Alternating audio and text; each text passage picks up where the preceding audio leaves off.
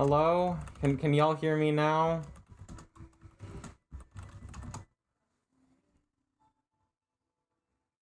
Okay. Oh my goodness. Okay. Okay. Again, thank you so much, Kiwi and Feeny, for the 3 months. That means so much. Sorry. Very quickly. I don't want this to be the main focus. But long story short, some of you may know that the past month has been, for lack of a better term, extreme. Just a lot for me. Um, I just appreciate for those again, if those of you are in the know, again, I just appreciate everyone's support. I'm doing my best to power through as best as I can. And I hope that um, going forward into 2025 that, I will make the movement to better improve and give you guys better content, but as being as transparent with y'all as possible. But let's not get into that right now. What we are here to talk about is, I was gonna say it's a hyperfixation. Also, I apologize again. I wish I had a steadier thing for my I wish I had a steadier thing for my camera, but I do not. I You'll hear minor. Okay, very tiny announcement. Okay, so I kind of fell off of it just because of a lot of stuff happening in my life. So I didn't. I do want to. Some of you who do follow me on Twitter. It is technically my personal Twitter, although I've basically scrubbed it of anything like super personal, and even then, it wasn't even that much there. But it was just kind of like, it's full of junk, and I want to revamp it for streaming stuff. So hopefully, I've told myself I want these to be done before January's over. So I want my Twitter to actually be made for my VTubing. Um, Yippee. Okay, hi hats. Thank you so much for joining us today.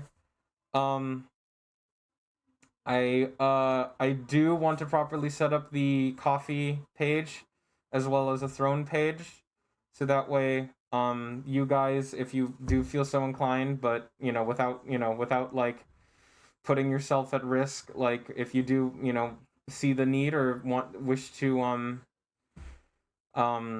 better support me in other ways beyond just hanging out and chat with me, if I get those set up, again, my main goal is to have them set up before January's over. If you need help, let me know. Thank you, Kiwi. I appreciate that. um um will gosh I will hopefully have those set up before the month is over, so that way you guys can properly support me in other ways if you see fit, and as long as it doesn't put you guys in any detrimental state. um Welcome back, Feeny. But yeah, so I'm going to just read the guidebooks here, because tarot, much like life and fate itself, it's up to much to interpretation. So it's going to be in varying degrees of what each of these different authors say about the different cards and stuff. Um, if there is time after I kind of cycle through, it is also I will admit, it is also kind of a way for me to just flex and show the very pretty art of these tarot card sets as I read and learn through them. But if there is time, I may or may not do some readings, just to get in practice. And hopefully, maybe this will be something that I can do more often with you guys, if that's something that you all would be interested in. Um, I obviously can't show hand stream salute. No, well, I'm wearing gloves. I have protection. um, I obviously can't show the whole fit, but I did kind of want to be nice, so I do have a nice pink shirt for the dragon fruit. I wish I had something more vibrant. If I can point to him, if I had more something akin to this color. We can see your fingies. Oh yeah, you can. um, we can still see your fingers, you harlot. Oh, get off my back. Hey, at least I'm not showing ankles, guys. Or I no.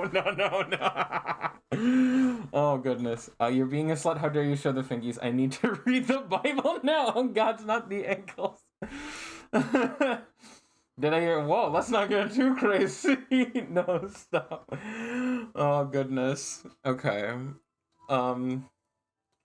Well, I'm happy that my first stream back, we're back to chaos as usual. Um. All right. I think I'm gonna just kind of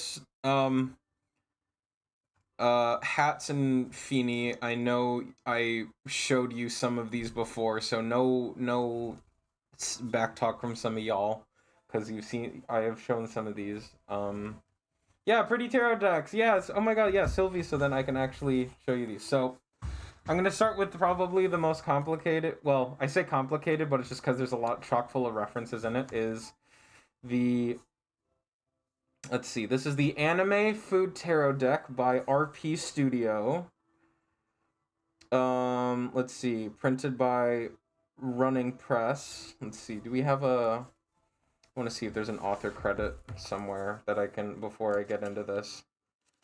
Because credit where credit is due. The tarot guidebook is written by Emily J. Bushman. Let's see. So, I think I'll let the book speak for itself and the deck, but first we'll start. I guess we'll get up close and personal to the camera here. So,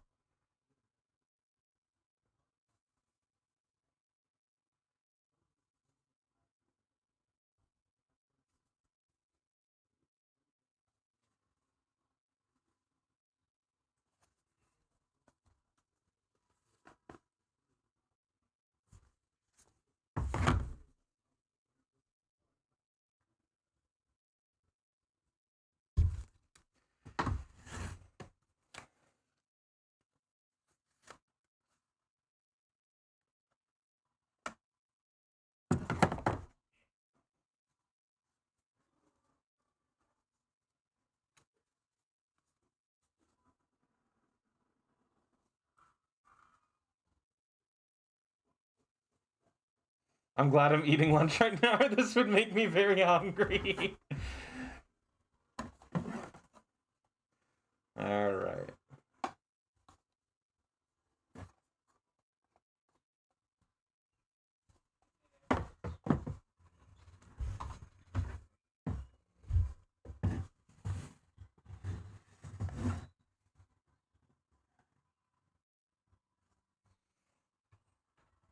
All right.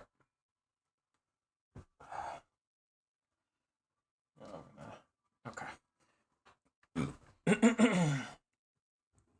Okay. So I will just start. What are you eating, Sylvia? I've got a mishmash of meats and waffles. The person in front of me reminds of Victor. Does it? I'm getting more Echo, if anything. I'm not really seeing Victor. Luna, if you're here in chat, do you see it? Victor Nation. How are we feeling?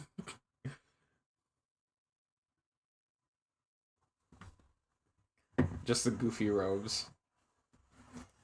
Alright. I'm gonna just start by kind of reading the forward here to get us started. And again, and then Jace. JB not.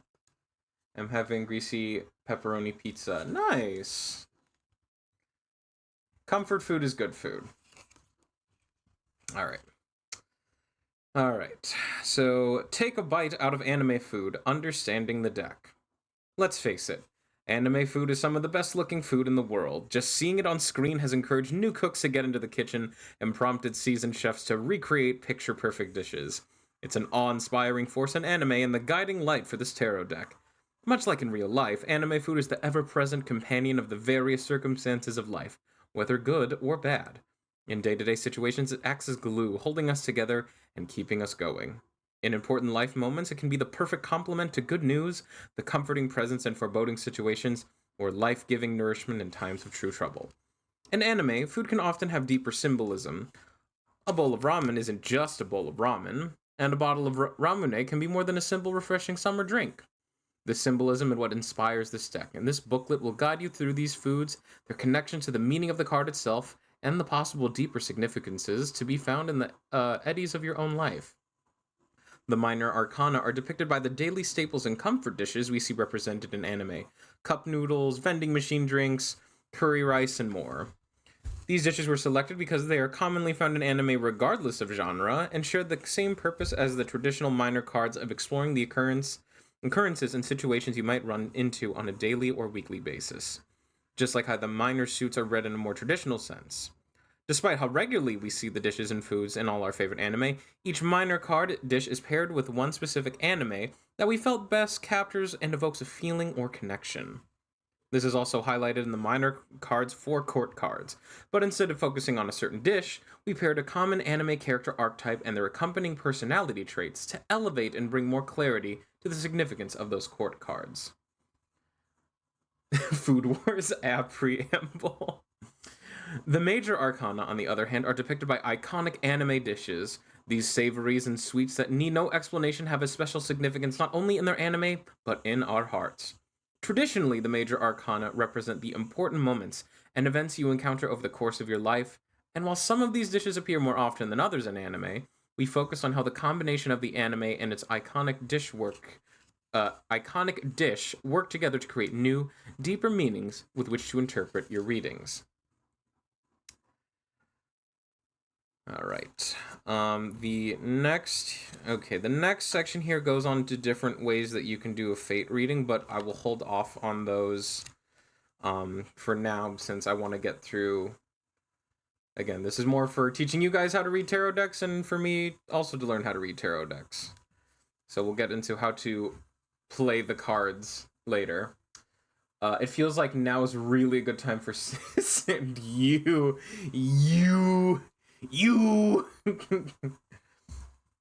Omurai's asked to be there. We'll find out. All right. So I've done this a couple times, so I know what I'm expecting. Oh my god, I keep forgetting, Kiwi. I'm so sorry. We don't have those commands set up yet. I'm so sorry, but that's something that I want. There's another goal. That's another thing I have to set up before January's over, is I get all those set up, because I can't do. The other important thing is I can't do shoutouts.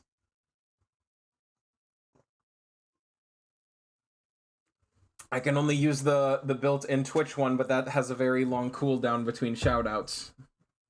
So if I have multiple people raiding into me or multiple people I'd like to shout out, I can't.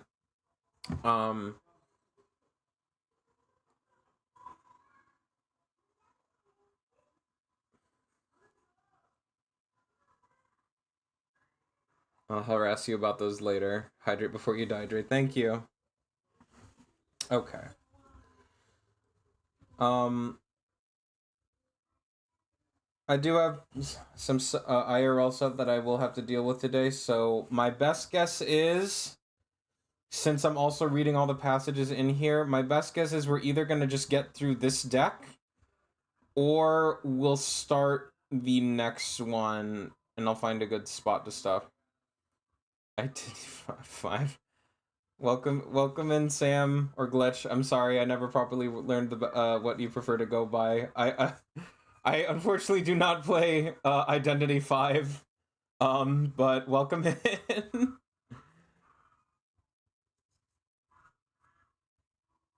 You're joining us here while I show you guys my tarot deck collection, and me learning how to read tarot cards. So if that sounds like something you'd be interested in, welcome in.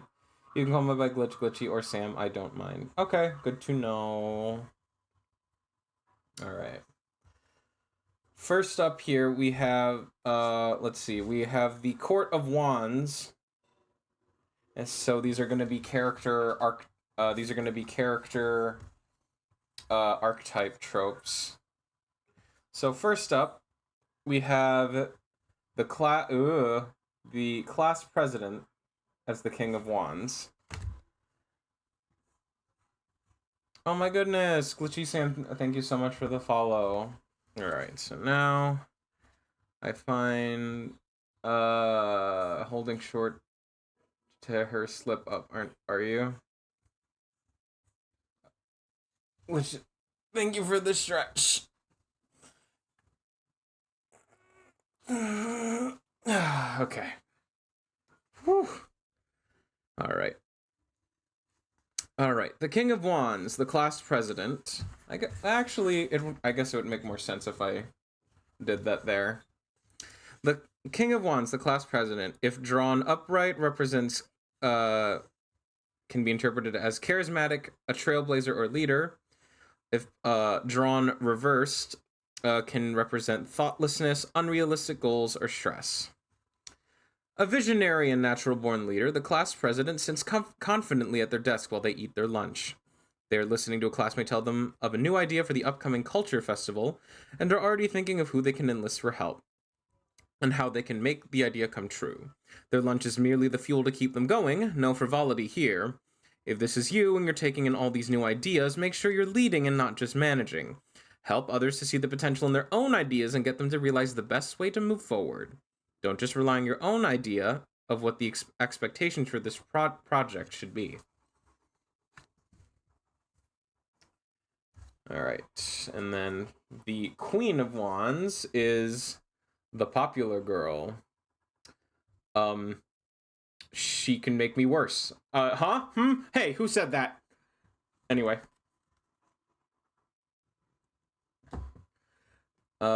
Maybe gotta remind Hats of your slip up. I'm never going to live that down, am I? Absolutely not. Huh? What did you hear, Hats? I don't know what you're talking about.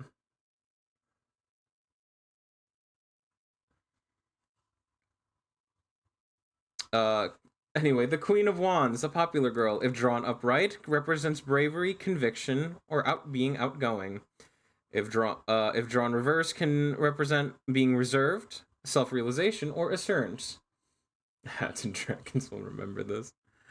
The popular girl is the shining star of the classroom or the office. Everyone wants to sit next to her, and she is a master at making everyone feel like they are her friend.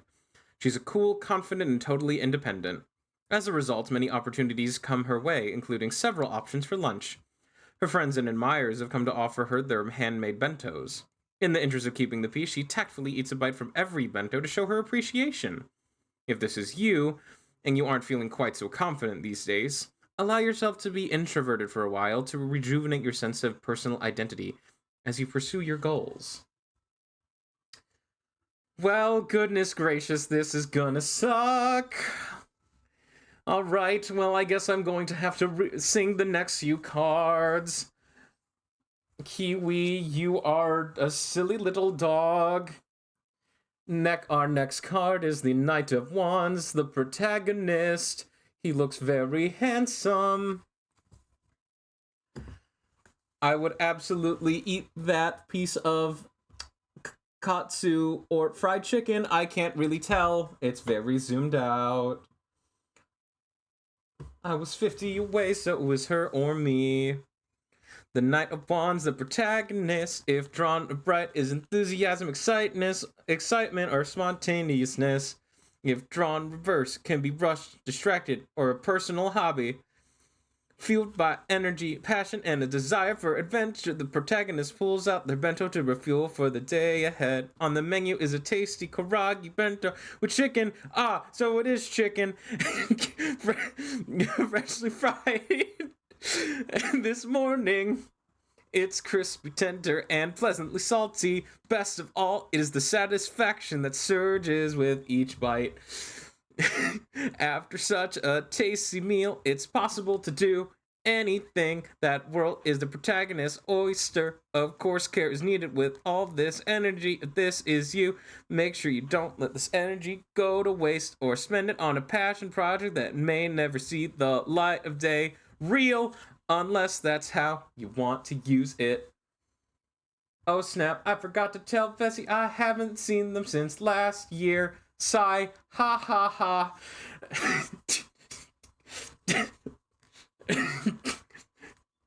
Anyway, Anyway, moving on to the next card.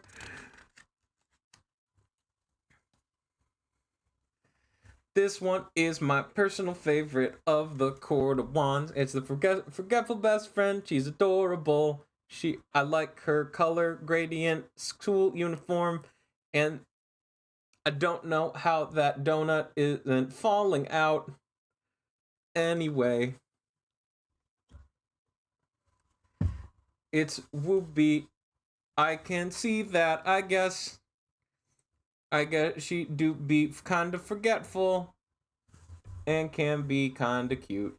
Anyway, I will never let ITDV die. I love her so much. Alright, the Page of Wands, forgetful best friend. If drawn upright, can be carefree, unrestrained, and exploration. If drawn reversed, limiting thoughts, shifting attention, and initial brainstorming.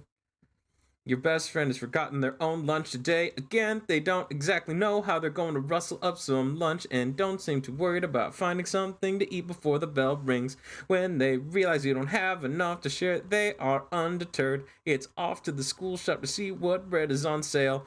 If this card is you and you're feeling uncommitted to any idea, redirect your energy. What seems to be taking root in you these days, and how can you play with those ideas or beliefs to allow them to grow into something bigger? Oh, good Lord, I have 2 more minutes of this, god dang it. Right, now we're getting into the proper food cards for the Suit of Wands. First up, we have a wonderful coffee, bottle of black coffee, which says unsweetened coffee drink, 9.7 fluid ounces, 288 milliliters. Those are some interesting emotes, Glitch.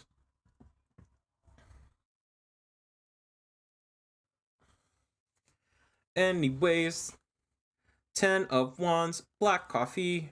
Upright could mean obligation, accountability, or a finished goal. Drawn reverse could be overburden, weighed down, or a delegation.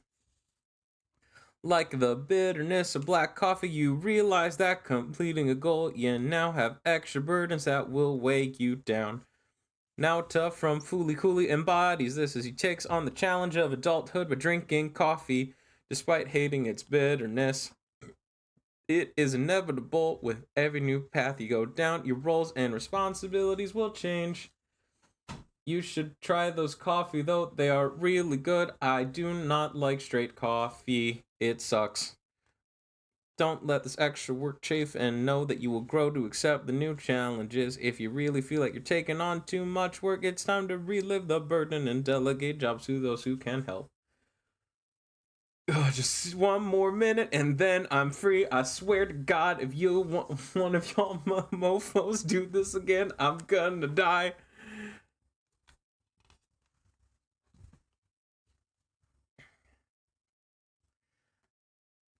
Next up, the 9 of Wands, your friend's mystery bento. That doesn't look half bad. I don't know what the mystery is.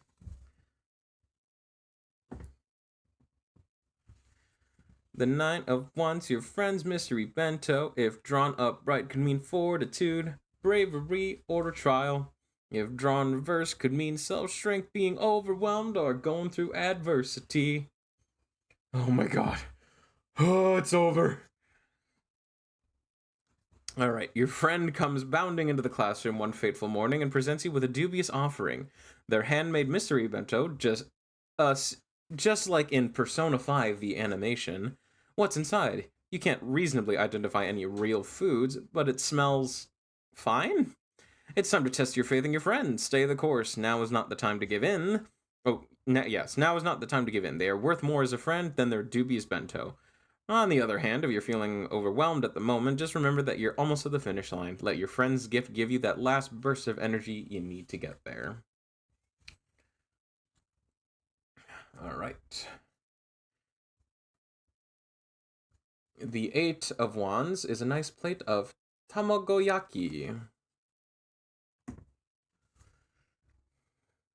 In what drawn upright could mean could mean something rapid, could mean a transformation, or an execution of some kind. I'd assume that means just something being finished as opposed to the more morbid definition. If drawn reverse, could refer to setbacks, irritation, or a personal balance. Like the decisive wrist flick action you need to properly roll your tamagoyaki, right now is all about leaning into your intuition, getting into the action that's happening around you and your project, and riding the momentum to the finish line. As seen in Fate's Stay Night, Heaven's Feel, tamagoyaki is a delicious rolled omelet that you see in many anime, and to cook it properly, you have to strike while the iron is hot to master that perfect rolled look. On the other hand, if you feel like you're charging forward too quickly, realign yourself around your ultimate goal before taking your next step.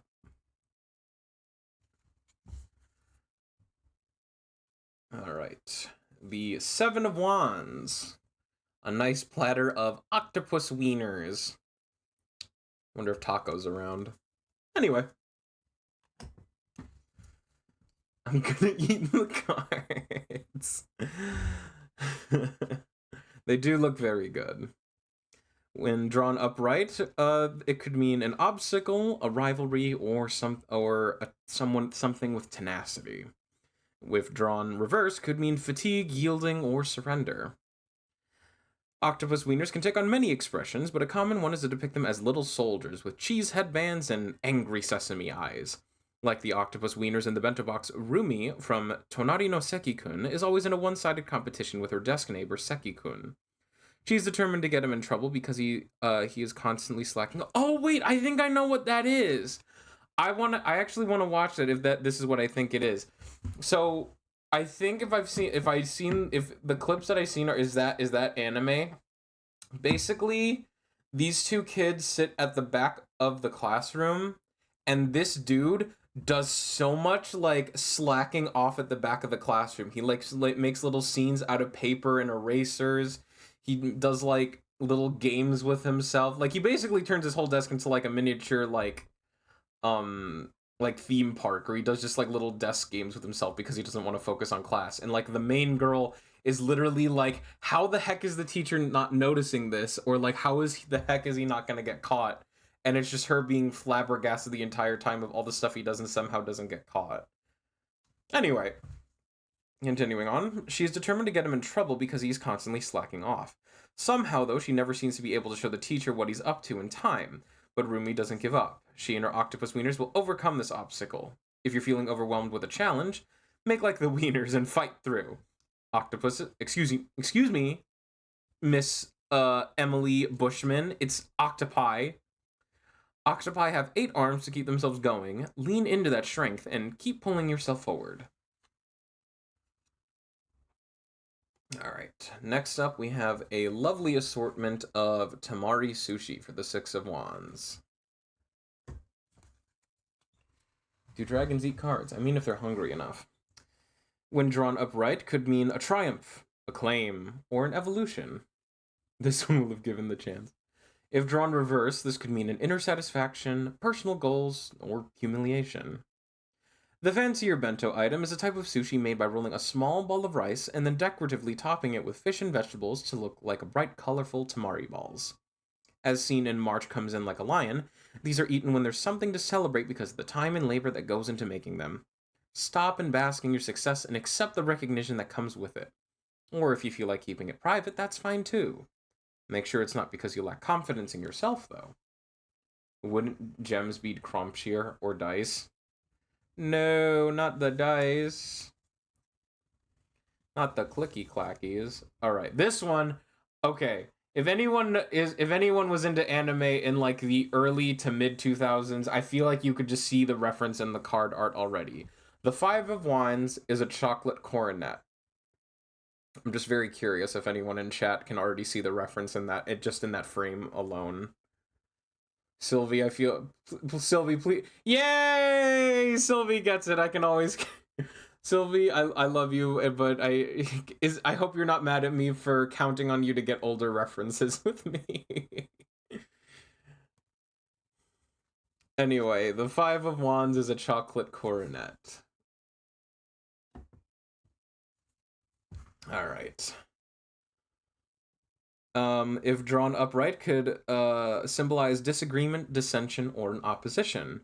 If drawn reverse, could mean personal crisis, compromise, or letting go. If none of your homies got you, I still got you. Oh, I appreciate that, Sylvie. Conflict and misunderstanding on the rise. The debate: how to eat a chocolate cornet properly, straight out of Lucky Star. The chocolate cornet is shaped like a horn. Is it better to eat the pointy end first, or go right for the cream poking out of the top? As silly as the argument may be, if everyone's talking, then no one is listening and nothing is actually getting accomplished. Differences of opinion can help to clarify what you really want, but they can also heighten your own inner conflict about what the right move is. It's time to decide between compromise and conflict. But yeah, so what they're referencing is, if for those of you who haven't seen Lucky Star, so two characters, so yeah, they're talking about what is the best way to eat a chocolate coronet. Do you eat the back end, the smaller end, but so you get bread, but then the chocolate falls out, or do you eat the front or the top to get all the chocolate, but then you're left with just plain bread at the end? Or you can be Feeny and you eat it from the sides. Another character, she says that what she does is she tears the coronet in half and dips the bread part into the chocolate. Anyway, cute little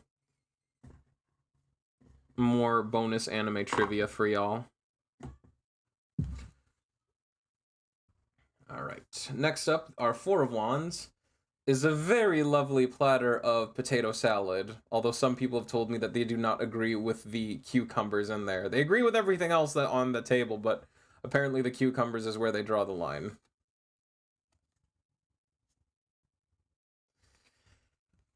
Alright. The Four of Wands, potato salad, if drawn upright, could mean merriment, harmony, or a reunion. If drawn reverse, could mean disagreement, dispute, or individual recognition. After accomplishing a big goal, it's time to celebrate and come home to receive the congratulations of your family and friends. Yuno from Future Diary takes advantage of this and celebrates success with cooking. Her potato salad is rich and satisfying, the perfect food to eat to commemorate her latest victory. Of course, the ingredients in potato salad aren't always so harmonious, especially if not handled properly. That mayo can really make you regret not handling it properly. Be wary of conflict brewing between your close ones.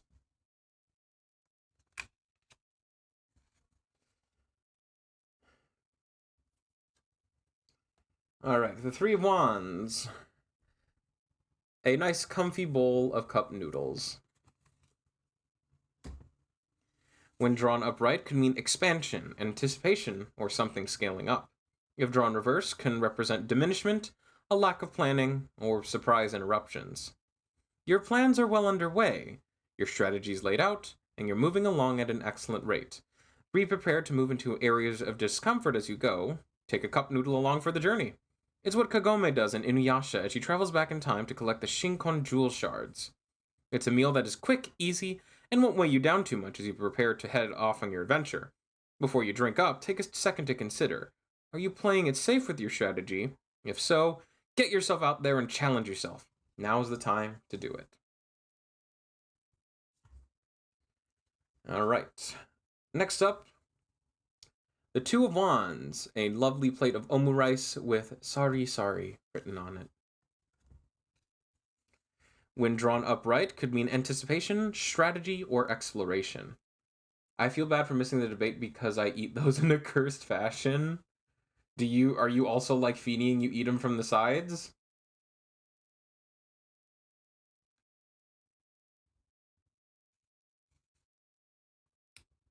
Anyway, if drawn reverse, can represent something unplanned, private goals, or uncertainty. Omu rice is a lunchtime classic, a tasty omelet enfolding seasoned rice. Not only do you anticipate breaking through that beautiful egg wrap to get to this rice inside, but Lloyd Forger from Spy Family also anticipates the effect of his special omu rice on his adopted daughter, Anya. Hi, Fern. Hi, Zero. Eating fucking what from the goddamn side? A chocolate coronet. It's basically like a chocolate donut. Here, let me... Fern, hi. Hats. I've never had one, so I don't know the proper way. I will find the weirdest way. Maybe it's like a corn on the cob. Ew, but then you get... But, like...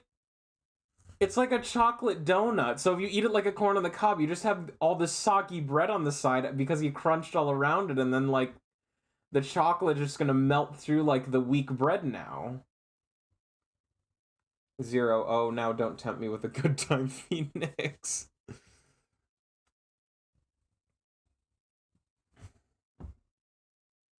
You can't stop me, Vepper. Okay, you're the one that's gonna have some soggy chocolate bread. Excuse me. Sorry. Sorry. All right, where was I? Lloyd Forger from Spy Family also anticipates the effect of his special Omarice on his adopted daughter, Anya. You see, he has big plans for Anya's future, and they all depend on her befriending a schoolmate she's taken a great disliking to. Omarice becomes his best strategy to persuade Anya to make up with her sworn enemy. What will be the Omarice in your life? It's time to start exploring the best strategies to accomplish your next goal. If this is you, make sure you get your maneuvers in place before you move forward with your ultimate plan. So what I'm hearing is that like So what I'm hearing is they like the gooey shit running outside down they chin. Yes, I said what I said. I mean, Hats, do you want to weigh in on that?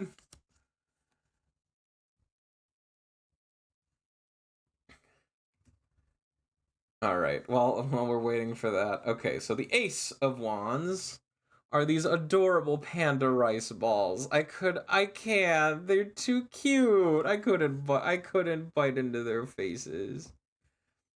Hats, do not weigh in on that. Hey, she's a strong, independent dragon. Anyway, when drawn upright, they can represent spark, fresh chances, or possibility. Eats their no. I mean, if they're rice balls, they're probably good. I just. If drawn reverse, can represent an emergent idea, indecisiveness, or setbacks. Much like the girls of Gourmet Girl Graffiti, it's time to pursue your passion and follow your heart down the right path. Before you get started, make sure to eat up some of those tasty panda-shaped rice balls for the energy you'll need to get started. Of course, if you have a hunch that an idea is forming but don't know where it's going, take a moment to think it over while eating and carefully choose the direction you want to move in before setting out.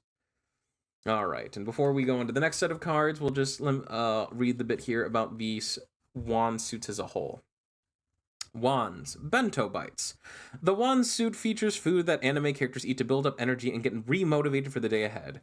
Bento box lunches. Bento boxes are Japanese packed lunches. Bentos can range from plain but delicious fare to meticulously detailed and prepared dishes, as well as purchased packed lunches and on-the-go snacks, and bites for those who couldn't pull a bag lunch together in time. Traditionally, the suit embodies your personality, enthusiasm, and energy, as well as how an excellent lunch can empower and inspire you. Alright, next up we are on to the next set of character trope cards. This is the Court of Swords. First up, the King of Swords is the Obasan, or the grandmother.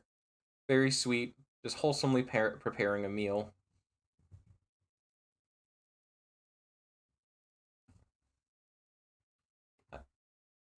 I need to buy a bento box for work.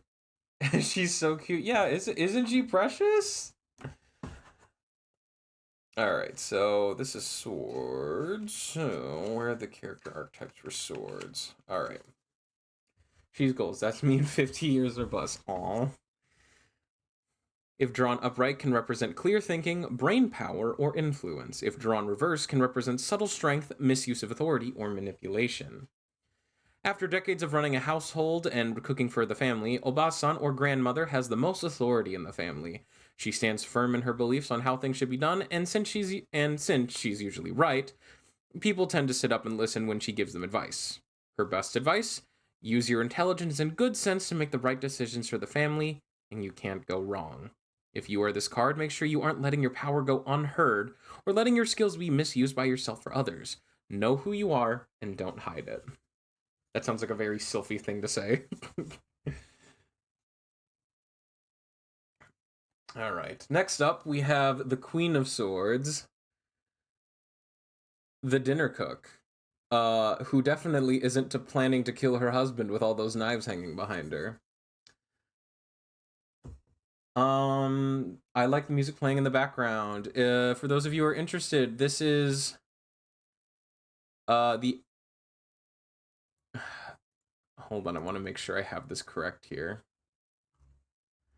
This is the Origins album by Danger. If any of you are interested in that, that's what we are currently listening to right now.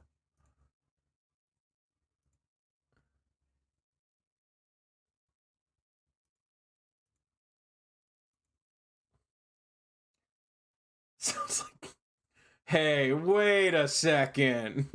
Wait a minute. Who are you? Actually, scratch that. Not experimental enough. Checks out. I did. Well, no, Sylvie, you're right, because you want to know who recommended this album to me? A trans girl. So no, don't worry. No, so scratch that, scratching that, because you are 100% right, because that's who recommended this album to me.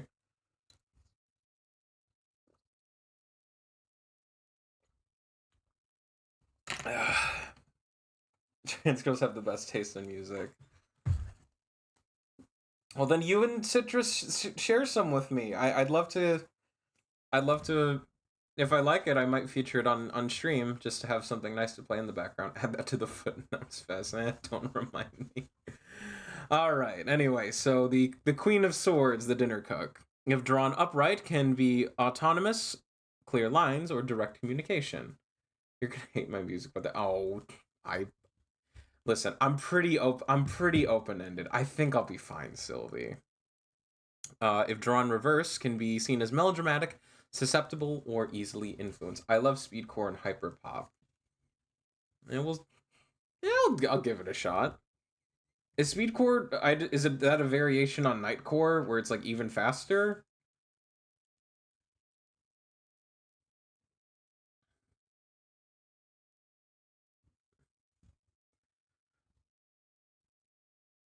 All right, I'll start this page here. Yeah, it's like, jeez.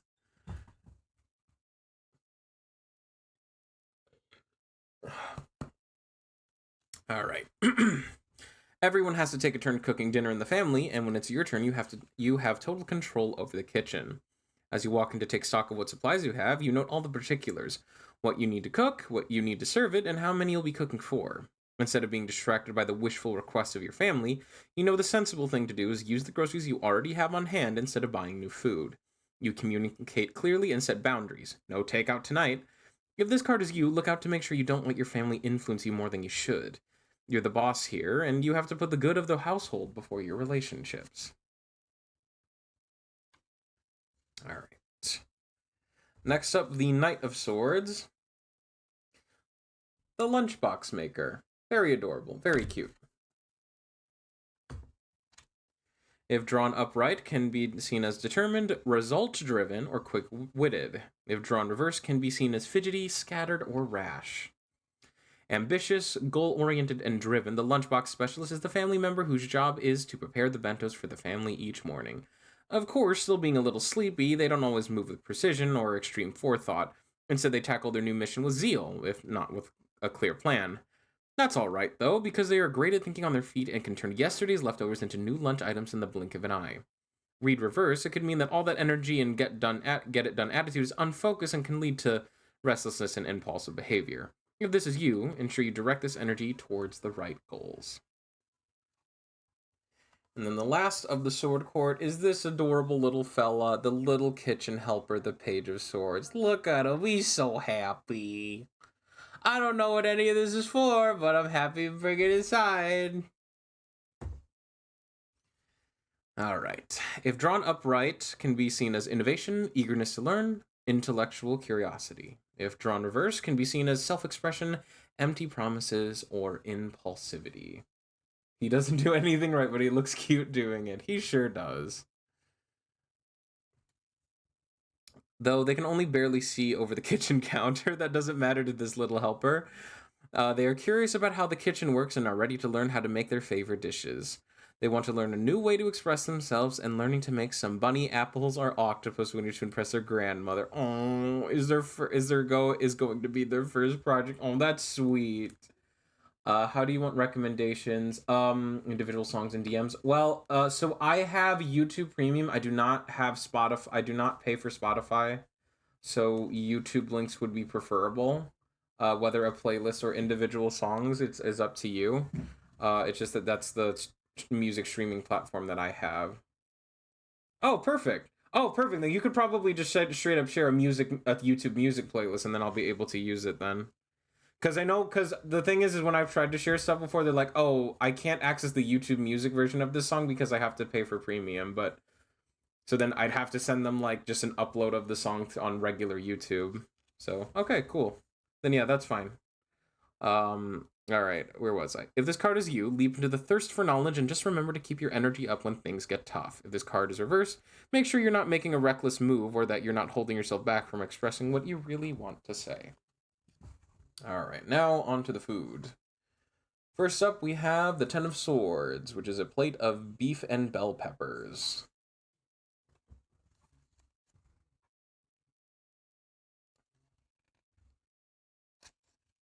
And there, if y'all want to play a fun game in chat, if you want to try and guess the anime before I get to the name and the description, then have at it.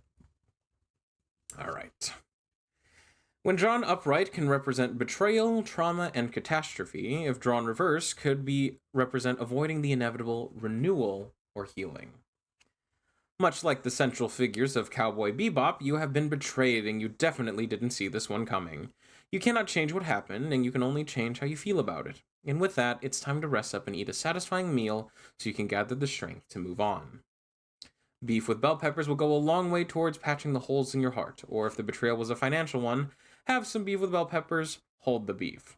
The good news is, this bad situation won't last forever unless you continue to resist it. Accept what's coming so you can move on more quickly. Sent you one of my fave playlists. They're meant to be shuffled, by the way. Also, trigger warning for loud noises and shouting.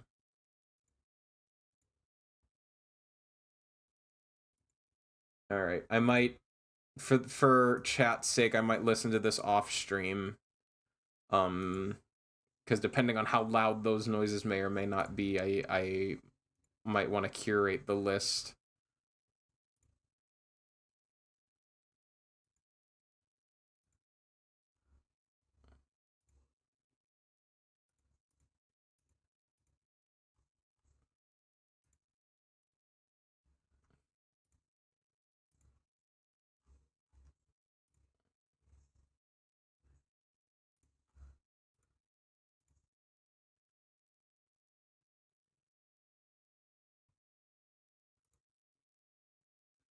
All right, sorry about that. Was checking a couple things. Please do. It's not. Oh, okay.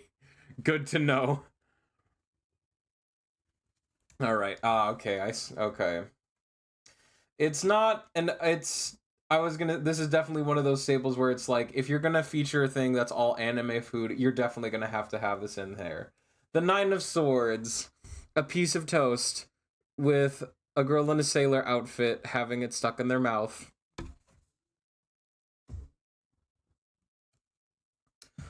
Also, does Fifi want it too?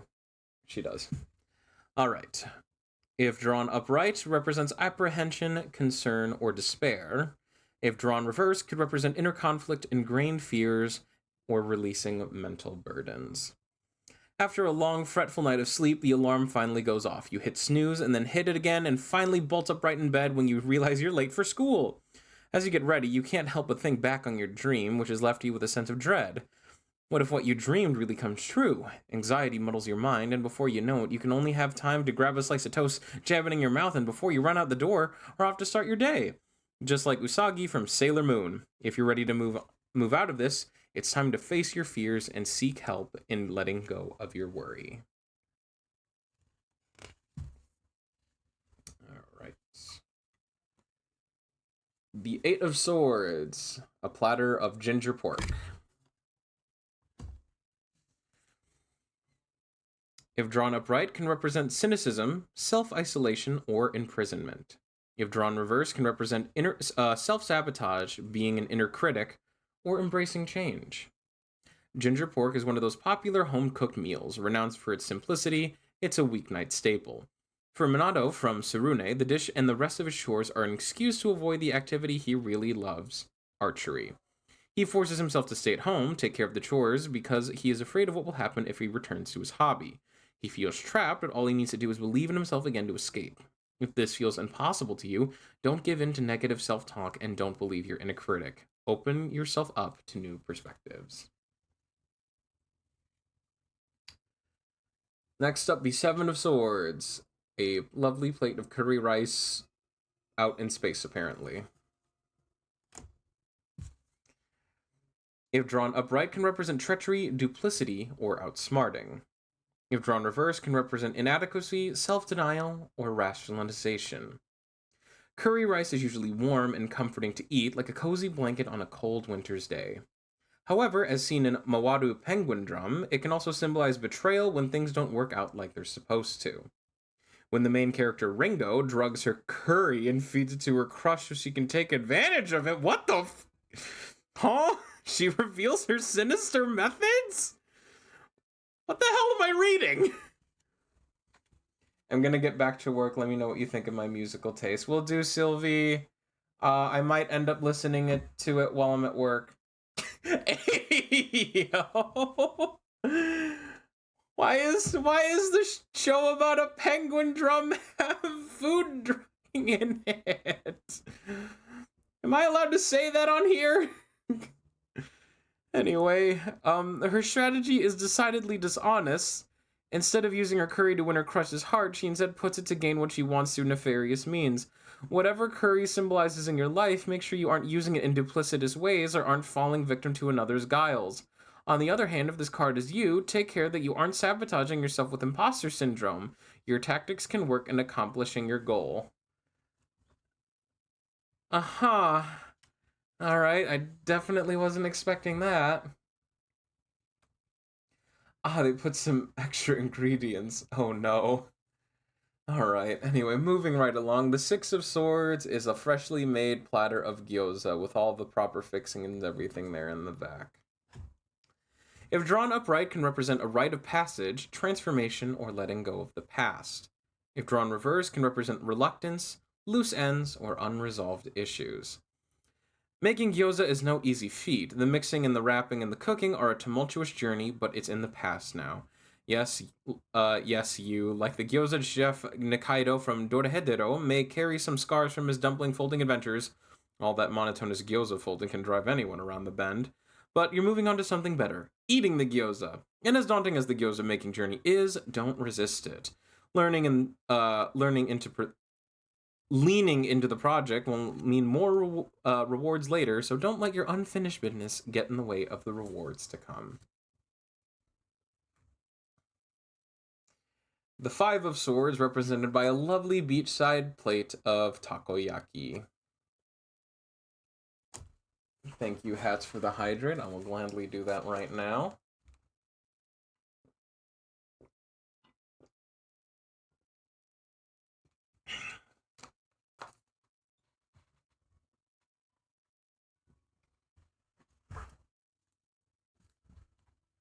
All right. When drawn upright, could represent a clash, disputes, or a rivalry. If drawn reverse, could represent resolution, rectifying past troubles, or grudges. Vacations on the beach don't usually suggest battles of intellect, but a wise competitor is what you must be if you want to win the last takoyaki. Popular in anime, but especially in The Aquatope on White Sand, these tasty treats are little balls of batter and octopus, seasoned with pickled ginger, takoyaki sauce, and bonito flakes. Deciding who gets the last one will mean competition and the desire to win at all costs, and your opponent looks fierce. There may be defeating your future. If red reverse, it means that you want this fight to be over and done with. You're ready to move on. Alright. The Four of Swords, represented by bottles of milk for your bath. With the Moo brand, and we have original and chocolate. Or sorry, Momu. Because it's one O and then two O's. Anyway. When drawn upright, could represent downtime, rejuvenation, or a reflection. Yes, milk. If drawn reverse, could represent fatigue, overwork, or lack of progress. You know, Hats. They say that if you drink a lot of milk, it'll help your height situation. I mean, in general. I'm not talking about you. I'm just stating. It's helpful. Anyway, in any anime, a bath signals a time. Burn your bacon. It's good. In any anime, a bath signals a time to rest and relax before getting back to the grind. You've been working incredibly hard, and while there's more to do, a bath will just be just the thing to recuperate. What better to drink after a nice steamy bubble bath than a fresh, cold bottle of milk? Drinking a lot of milk made me go from 4.5 to 5.7. Are you sure? Excuse me. Are you sure? As seen in Therme Rome, the incredible anime all about taking baths, milk is a rich source of nutrients and is a perfect thing to drink to rehydrate yourself. If you haven't yet had your bath or enjoyed your milk, this is a warning. Take a break before you burn out. I drink mainly milk my entire life. Oh. So you've already reached the extent of what milk can do for you. I was 4.5 when I was 12 and 5.7 now. It's only the logical conclusion. Anyway.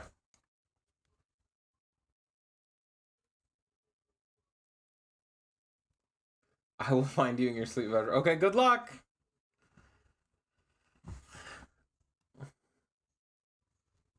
Oh yeah, when we were so when I was showing this to Hats and Angel, they were curious what Therme Rome was about.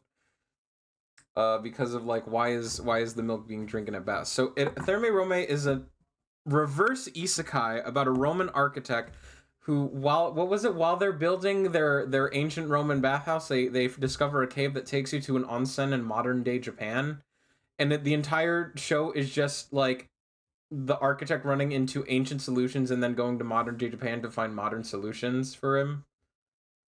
Is that I can't I'm pretty sure that's what the synopsis was when we looked into it. Anyway, moving on. Next up, the Three of Swords, some Ochazuke. When drawn upright, could represent devastation, torment, or mourning. When drawn reverse, could represent self-criticism, letting go of pain, or absolution.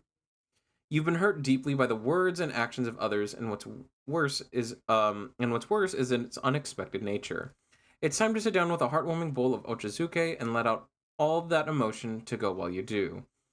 This dish of steamed rice topped with all sorts of add-ons and a splash of green tea is anime comfort food at its finest.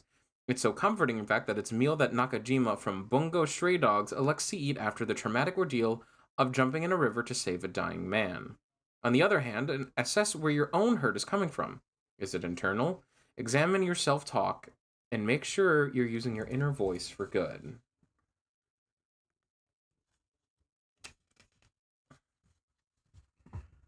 Alright. Next up, the Two of Swords, a bowl of Tanjiru in the middle of a storm. If drawn upright, could represent tough calls, considering possibilities, or a deadlock. If drawn reverse, could represent hesitation, disorientation, or too many things to process. It's time to face your fears, assess your options, and weigh what the right move is. While you're pondering, make yourself a bowl of tanjiru, a Japanese soup seen in isekai izakaya. The comforting dish is the perfect thing to drink up while you're considering what to do, because unlike whatever problem or situation you're facing, this soup is a no-brainer for dinner. Simple, tasty, and light, it won't weigh you down while you consider the impasse you've arrived at. Don't let the soup distract you too much, though. It's possible to get overloaded with the flavor impact, which may distract you and make you indecisive. Maintain focus. Alright. And lastly, here, the Ace of Swords. A nice bowl of sukiyaki with everyone have a nice raw egg at the table. Hello, it's my birthday. Happy birthday, Hydro. Welcome in. You're joining me today while I'm showing stream here my tarot card collection is while I'm learning about all the tarot cards so I can do readings. I wish I could do one for you right now, but I want to make sure I get a grasp and understanding on how tarot works. But I hope you have a happy birthday. I hope you had a wonderful start to the new year. But yeah, welcome on in. Happy birthday. Yeah. All right. So the sukiyaki, if drawn upright, could represent discoveries, fresh perspectives, and a sharpness of mind. If drawn reverse, could represent understanding, reconsidering, or impaired reasoning. A delicious type of hot pot that's salty, sweet, and packed with veggies and luxurious heaps of sliced beef. Sukiyaki is symbolic of new intellectual pursuits. As seen in Princess Jellyfish, the girls gather together to eat this meal to ring in the new year, and with it the decision to oppose the redevelopment campaign being led in the area by a high and mighty land developer. They got a tough mission ahead, but for now they're feeling successful and emboldened by the mental clarity surrounding their decision. Of course, sometimes what seems like a good idea at the time can turn out to be bad. It's possible that some inner clarity is needed before starting out on that new idea.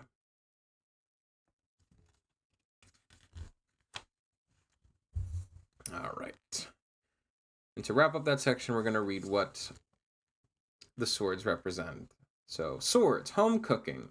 In this deck, the sword suits highlight dishes that are commonly made or eaten at home, exploring your mental and intellectual thoughts, choices, and beliefs. The cards in this suit often focus on finding balance, just as careful planning and sensible thinking can mean a wonderful meal and a well cared for home life.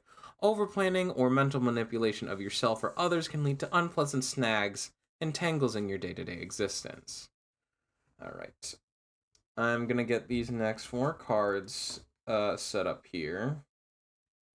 I'm going to quickly run to the restroom and get a refill of my drink here. So we're gonna just take a quick break. I will run a quick ad to pass the time. So, oh yo, happy age day, yeah. So everyone, just get up, stretch your legs, much like I am. Maybe use the restroom if you need to, and we'll be back shortly.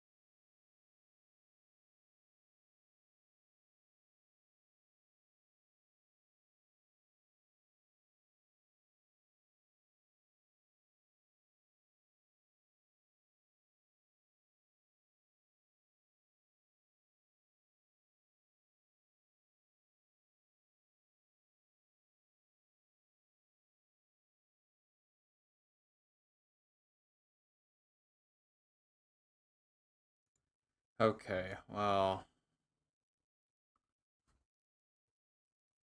Okay.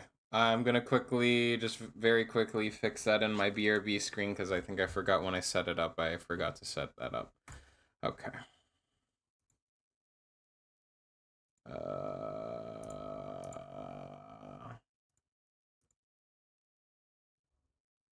Okay, that should be... Okay, it should be properly working now. The next time I do that. All right. So we're on to the next court and suit. So that means the next 4 character tropes. All right. First up is the King of Cups, the Konbini part-timer.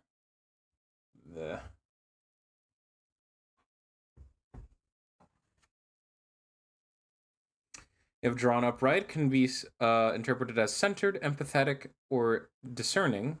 If drawn reverse, can represent self-compassion, being temperamental, or manipulative. In control emotionally, the Konbini part-timer is able to take care of and provide for the store while also receiving and helping customers with diplomacy. They're able to assess what needs to be done in the store while also understanding how to handle any irritable customers. If you are this card, the pressure of the outer world may be putting pressure on your emotions as well. Make sure to blow off steam when it's needed to regain your equilibrium.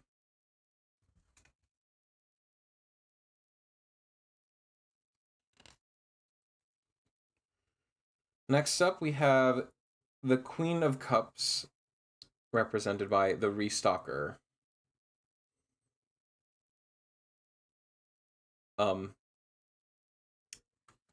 Never mind. I forgot. I forgot what I was gonna say. Anyway, if drawn upright, can be seen as in the zone, perceptive, or attentive. If drawn reverse, can be representative of self-care, introspection, or unhealthy attachment.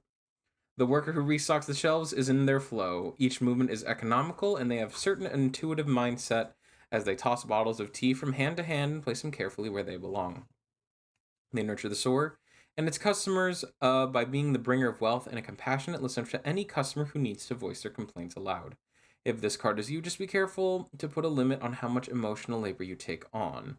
It might be time to refocus on yourself and replenish your own emotional currency. Next up, the Knight of Cups, represented by the hot customer you have a crush on. How are we feeling, Chad? Do you have a crush on him? How do we feel? He's offering his credit card, so I mean, he's paying.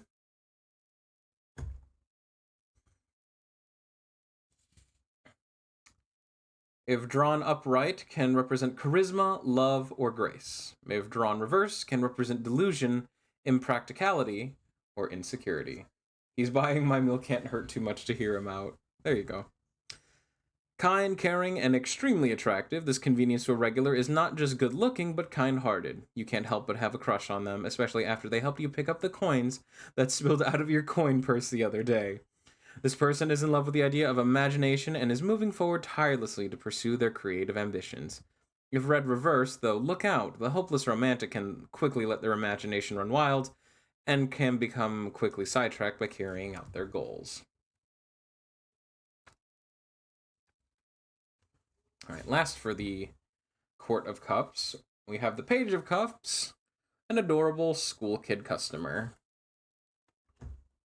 If drawn upright, could represent potential, inquisitiveness, or gut feelings. If drawn reverse, could represent second guessing, lack of inspiration, or childish behavior. This young customer appears in the corner shop convenience store, bright-eyed and bushy-tailed. They look around the shop with fresh eyes and a pocket full of change, eager to see what unique food combinations they can dream up. Perhaps today they will make a pancake and fried chicken sandwich, or maybe they'll stick some potato chips onto their cream bun. If this card is you, open yourself to new possibilities, trust yourself, and lean into your creativity. And if this card is reversed, you may be experiencing a creative block or doubting your ability to pull off your vision. Stop to ask yourself why you feel this way. I kind of miss that about being a kid, is just making silly, dumb food combinations. Actually, really quick, chat. If you, so I know a lot. I know thanks to the Panini Press, the global Panini Press, a lot of restaurants and self-serve places stopped using like self-serve soda machines, or like you would staff would be forced to refill your drinks for you. But when if you have recently, or if you do recall going to a place that has a self-serve soda machine, what do you call when you use your cup to get a little bit of everything? I'm very curious. If you've done that, or if you've seen someone do that, do you have a term for it? Has you or your friends or people in school had a term for it? An all-out heart attack. Okay. All right.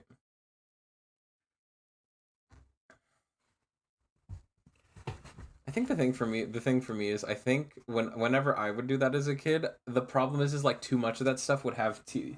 Most of the machines I would have tea on them, would like have like two things of tea, and it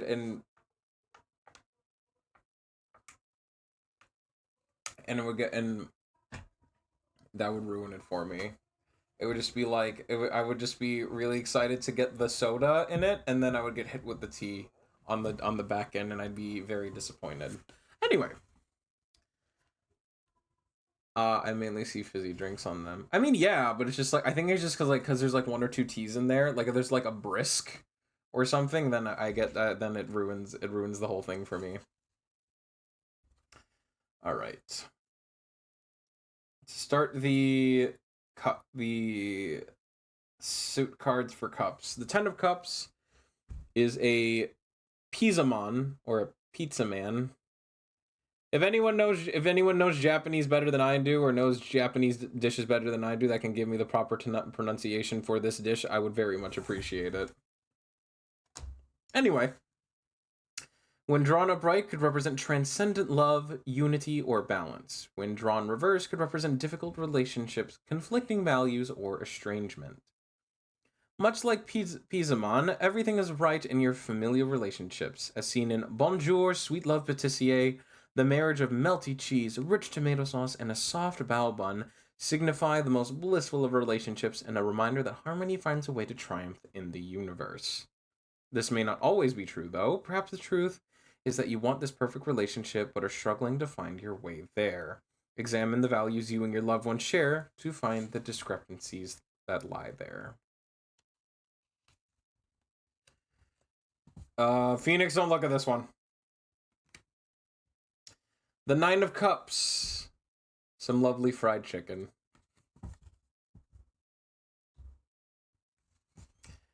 When drawn upright, could represent happiness, fulfillment, or a goal being accomplished. If drawn reverse, could represent unhappiness, materialistic value, or self-gratification. All your wishes have come true. You have finally obtained the highly coveted convenience store fried chicken, as seen in many anime, but especially Aru Asa Dummyhead Mike ni Nateta Orekun no Jinsei. Sure, this is one of the best snacks that the Konbini has to offer. As you bite into the crispy, salty exterior, you realize that you have everything you've ever wanted. Bask in this feeling while you can and enjoy the results of your hard work. Of course, everything comes at a cost. Has your pursuit of this goal come at the expense of something else? Explore the root of explore the root of this lurking dissatisfaction. Am I still in the album? Okay, I still am. I was like, this sounds very similar to like an ultra kill track, so I was like, is it just generating a playlist now?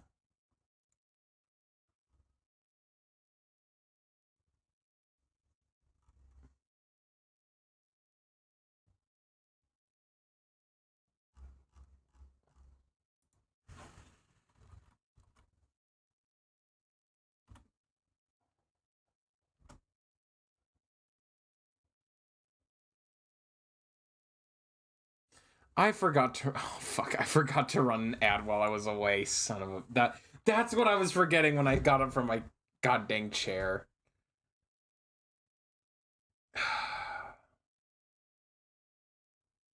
Oh god, I have to add that to the list too because I don't think I have auto ads on, and I do want them to run regularly. Again, it's not much, but it's something.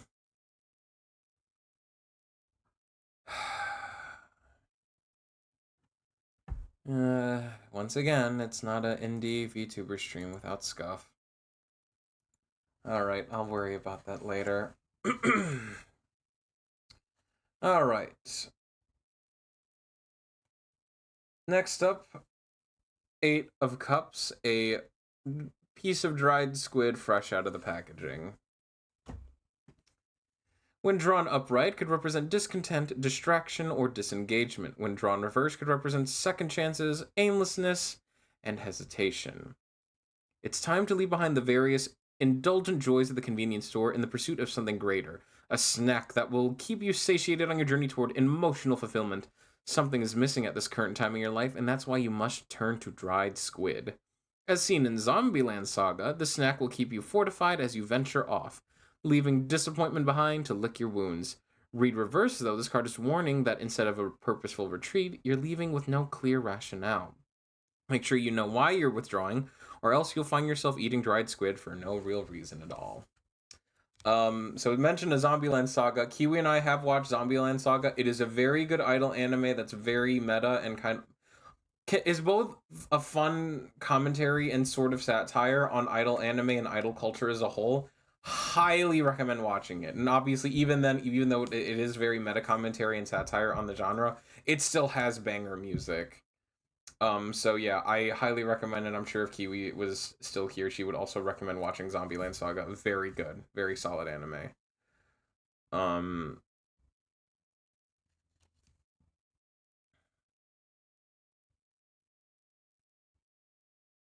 I will emotional warning for all of my trans girlies out there. There is an episode dedicated to a trans character, and you will cry. I'm going to warn you now. You will cry, but a good cry, but you will cry. Um,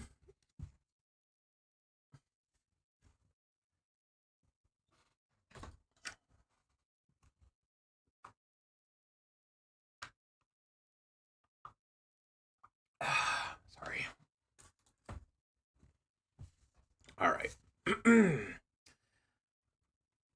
All right. Ooh, skipping cards there. Ooh.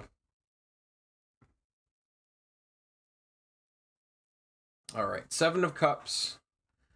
Some melon pan fresh out of the packaging, and if I could hold them properly.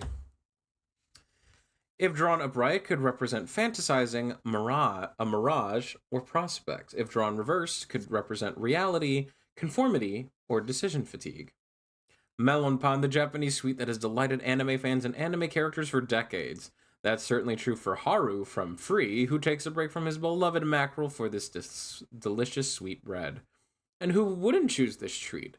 Its fluffy bread is coated in a sweet cookie crust, making it crunchy and soft all at once. Wishful thinking makes you believe in the beautiful illusion of this bread.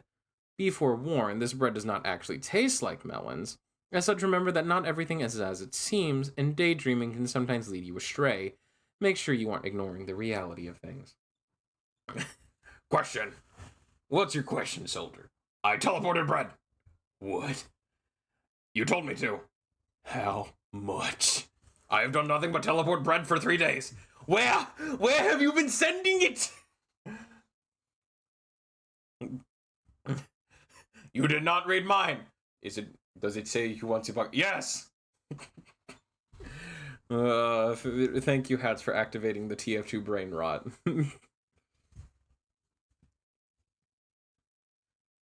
I teleported bread. I feel like teleporting bread for a whole week straight might summon a bread kaiju.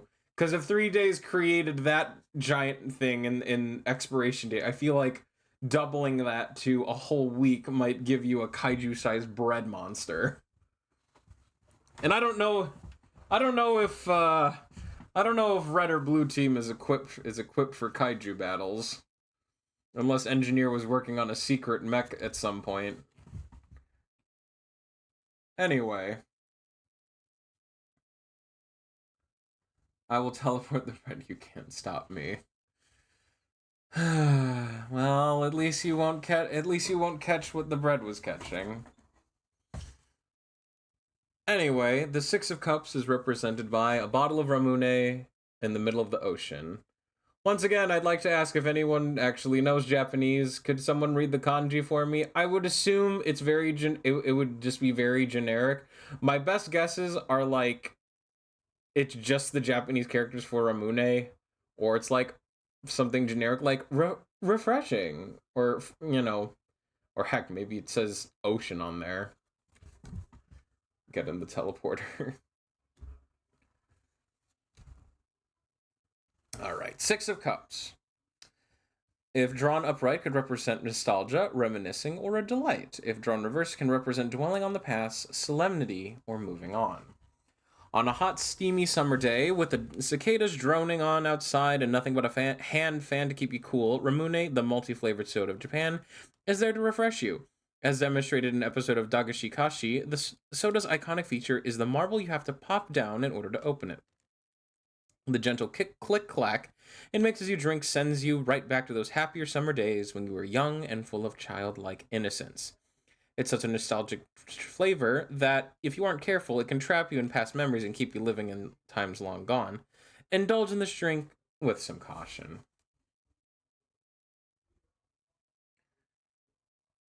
Ooh.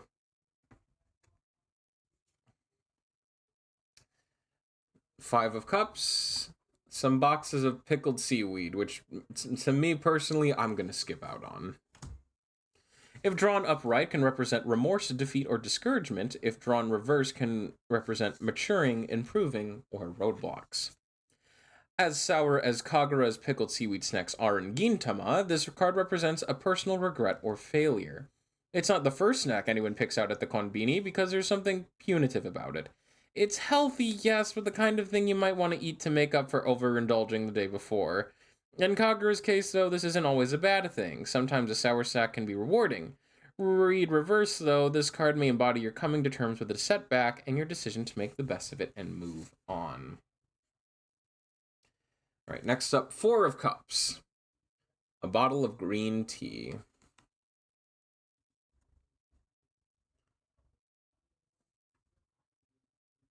Let's see. This track has... Oh, are we in... Oh, we're in... we are actually in...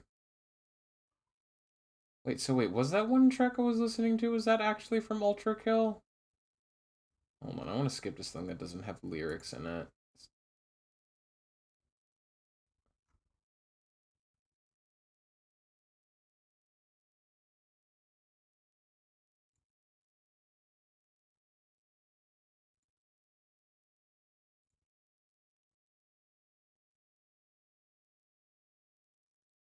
Okay, this track sounds good. The cover for it is low-key kind of terrifying, but we'll ignore it.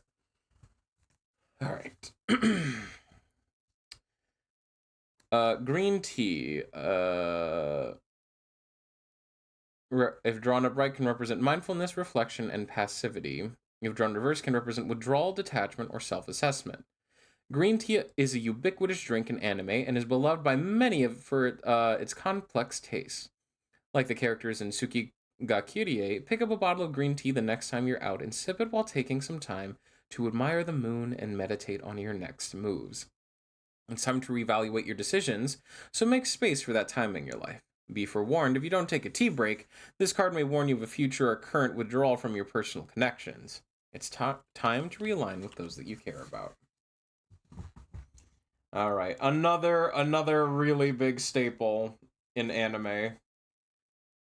You can't have anime food without talking about Paki. Yep, that's right. Paki.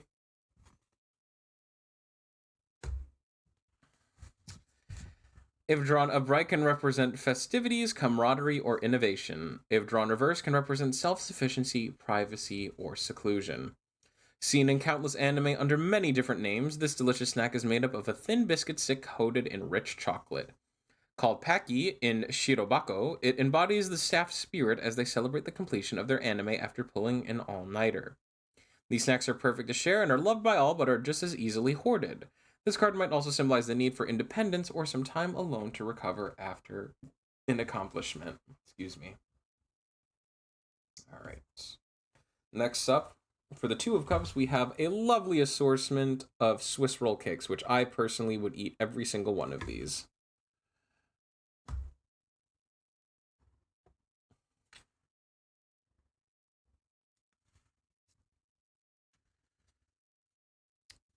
When drawn upright, can represent harmonious love, partnership, or shared interest. When drawn reversed, could represent parting, doubt, or disunity. What better to symbolize unified love than a slice of Swiss roll cake? The way the plush, spongy layer hugs the fluffy, creamy interior is truly a match of mutual attraction for the two elements of this cake. As seen as ACA, 13 Territory Inspection Department, these cakes can come in many different flavors and color combinations, symbolizing all the beautiful and unique partnerships that exist. Sadly, though, not every connection is right all the time. It may be that this card instead represents the opposite disharmony between a pair or a potential breakup. And last but certainly not least for the cups, we have some bamboo shoot cookies, and I love the art on this one because it looks like the pandas are just having a nice fresh harvest of the cookies. It's adorable. I'm not quite sure how to help you with that. I wasn't asking you. Oh, God. Anyway, I don't know if that caught on mic. Anyway, if drawn upright, can represent fresh connections, inventiveness, or love. If drawn reverse, can represent self-acceptance, inner voice, or buried emotions. Modeled after early spring bamboo shoots, takenoko cookies are delightful snacks consisting of a biscuit and chocolate. Much like their namesake, these treats symbolize the start of something new, particularly in the case of relationships and creativity. This certainly is true for the students in Kokoro Connect, who eat this popular konbini snack at the start of their new club. Red reverse, though, this card can symbolize repressed emotions like a bamboo shoot that fails to break through the earth. All right, and then the Suite of Cups is represented by konbini snacks. The cards in the cup suit are depicted with the food our favorite characters find in their nearest convenience or konbini store. This suit traditionally represents the emotional nature of different aspects of your life, especially regarding relationships and connections with people, places, things around you. The Japanese konbini has a wealth of options to satisfy any taste or appetite, but you'll find that the foods in these cards are ones that might reach for when emotions rule the day, or when you need a bit of or comfort or on the go, symbolic of the flexibility with which you make decisions or the go with the flow nature of your present situation. All right. I believe this is our last set of character archetypes, because then after this is the major arcana. Did it freaking loop around again?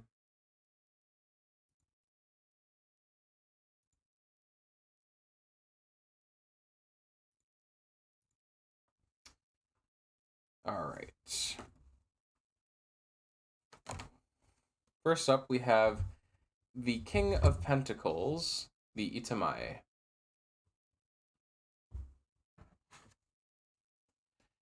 If drawn upright, can represent power, leadership, or dependability. If drawn reverse, can represent corruption, an obsession with material goods, or an irrational authority. Reliable and stable, the Itamae, or head chef, provides for his restaurant with confident leadership, whether it be pressing the sushi into just the right shape or overseeing the apprentices as they toss the vinegar with the rice. The boss provides the security his staff needs so they can be their best, and so wealth will follow. If this card is you, work to ensure that you don't become engrossed with the rewards and the status your success brings. Next up, the Queen of Pentacles, we have the Geisha, bringing you a lovely cup of tea. If drawn upright, can represent practicality, a provider, or security. If drawn reverse, can represent mistrust, overextending of oneself, or neglect. The elegant geisha moves with grace and beauty as she settles in to entertain for the evening. Her jokes, songs, and dances uplift her guest spirits and make them feel cared for, seen, and heard. She listens carefully and provides solemn advice or a lighthearted joke to relieve the stress of the day. If this card is you, reassess your own needs too. You might give and give to others, financially or otherwise, without taking care of yourself. Next, the Knight of Pentacles, represented by a simply one hell of a cafe butler. Anyway. If drawn upright, can represent hard work, efficiency, or dedication. If drawn reverse, can represent conservatism, perfectionism, or irresponsibility.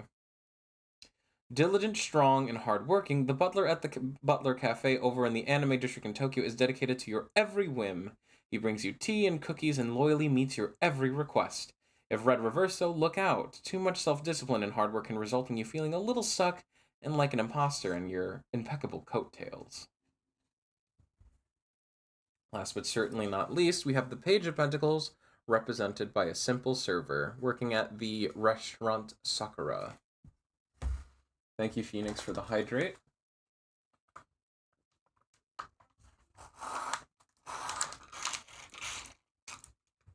Look, if Sebastian shows up in a Butler Cafe, I'm turning around. Not because I don't like him, because I know shit's going down in that cafe.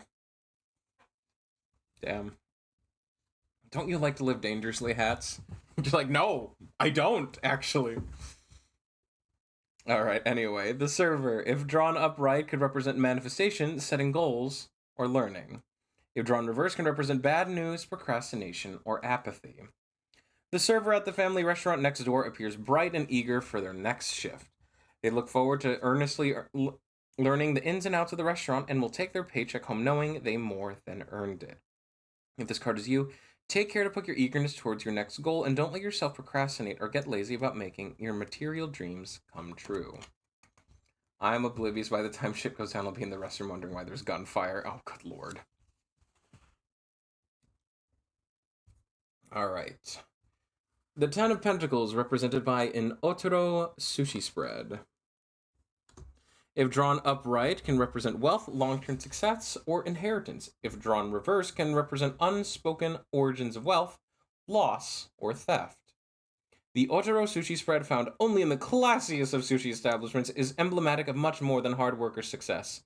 As shown in Oran High School Host Club, the sushi represents long-lasting financial security, a sure path with guaranteed rewards. Sit back and revel in the feast in front of you and enjoy the fruits of your labor. Of course, this bountiful wealth may come at a cost. Have you stopped to ask yourself how you became so successful, and on whose back you had to step to get here? Or are you perhaps on the edge of financial devastation after one too many luxury meals? This is a bucket. Dear God, there's more. No. It contains another bucket. Within this bucket is a smaller, tinier bucket.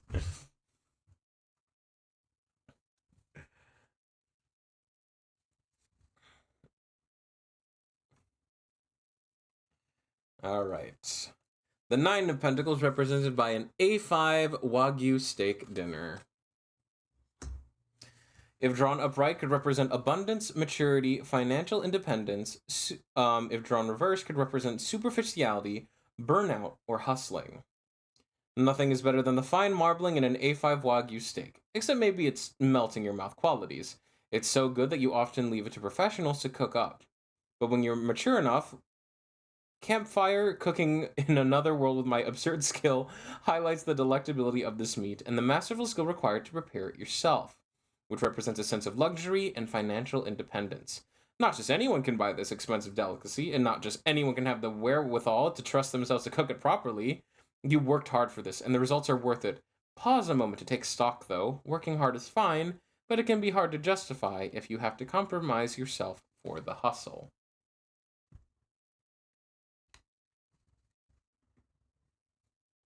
The Eight of Pentacles, represented by a lovely tea and dessert set underneath the cherry blossoms. If drawn upright, represents commitment, craftsmanship, or concentration.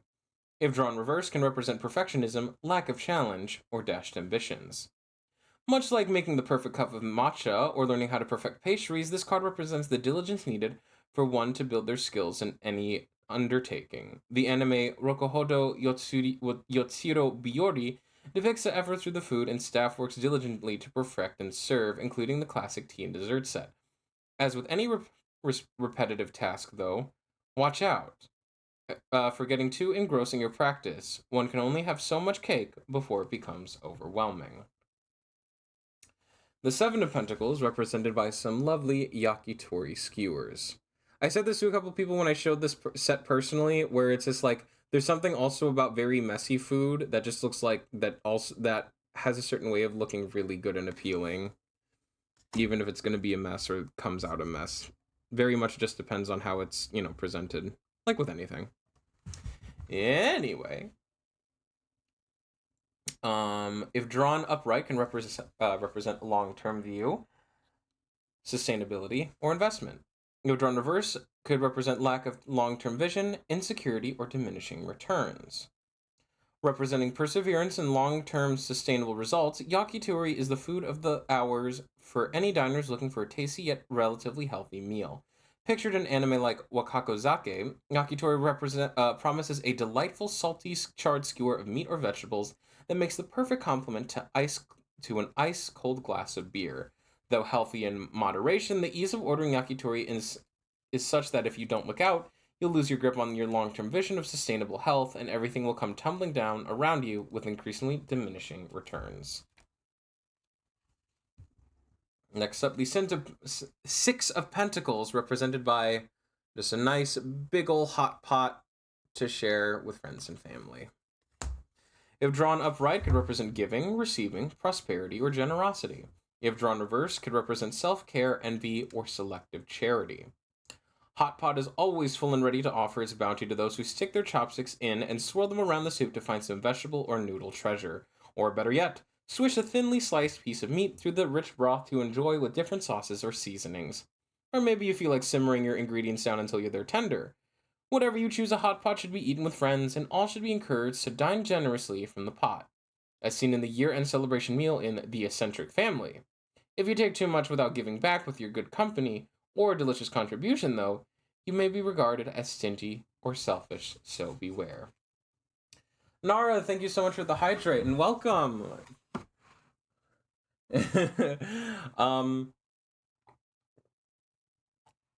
You're joining me here tonight as I show off my small collection of tarot card sets.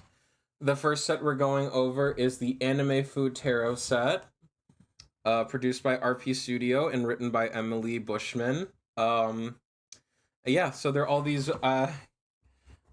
wonderful, beautiful cards, drawn of different anime foods and snacks and things. Hold on, while you're here, Nara, you're a connoisseur of attractive anime characters, are you not? So fitting, Born. I just finished watching Dungeon Meshi. All the food. I know. Oh, I'm trying to figure out time to binge it with my cousins and my brothers. So I'm very looking forward to sitting down and watching it. Photo.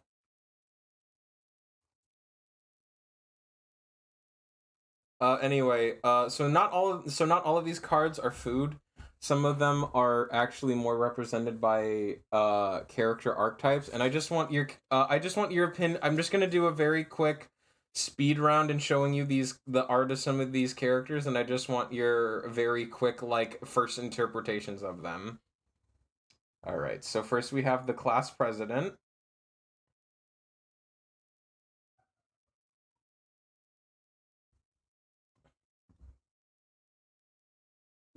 Okay, Mary. Okay. We have the popular girl. I'd let her make me worse. I mean, what? Huh? Who said that? Who's there? There's that weird noise again, chat. Damn, punt her to the curb. Oh shit. Shinogura? Damn. All right. Our lovely protagonist who begrudgingly shares you some of his fried chicken with you.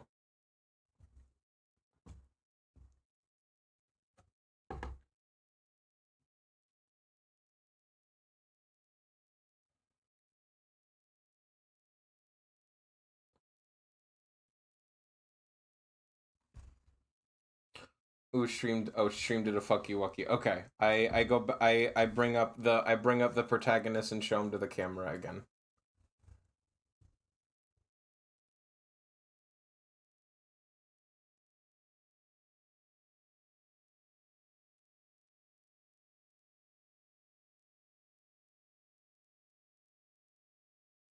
Feed me to him.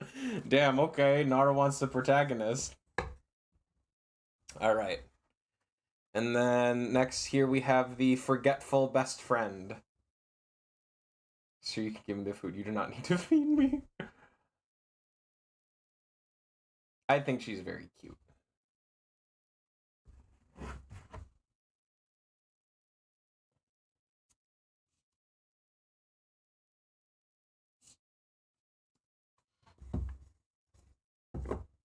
I'd let him feed both my limbs. Oh my god, Nara, you're.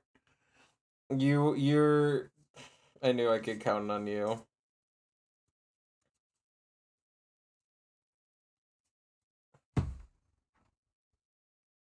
She's so cute. Agree. All right.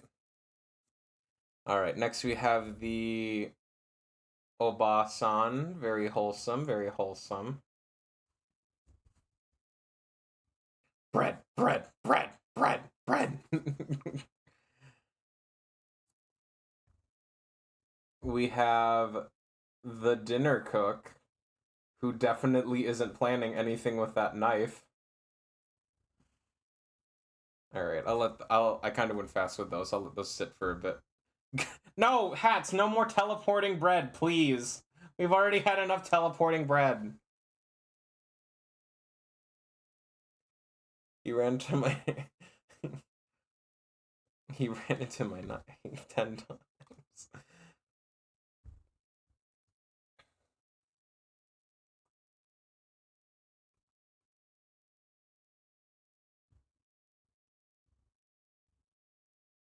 Right? Yeah, I know the apron. The lunchbox maker. Very sweet, very cute. Can she wear just the apron? Damn, Nara, you crazy for that. You wildin' with that, but also real. I feel that.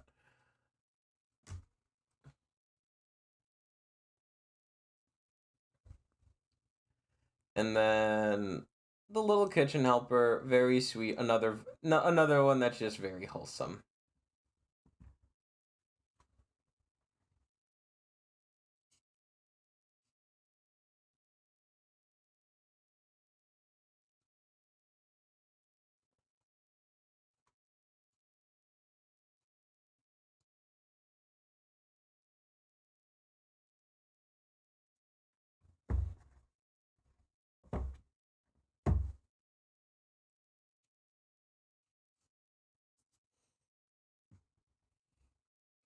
All right.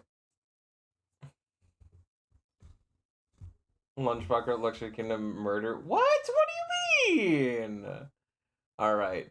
Next up, the Konbini part timer.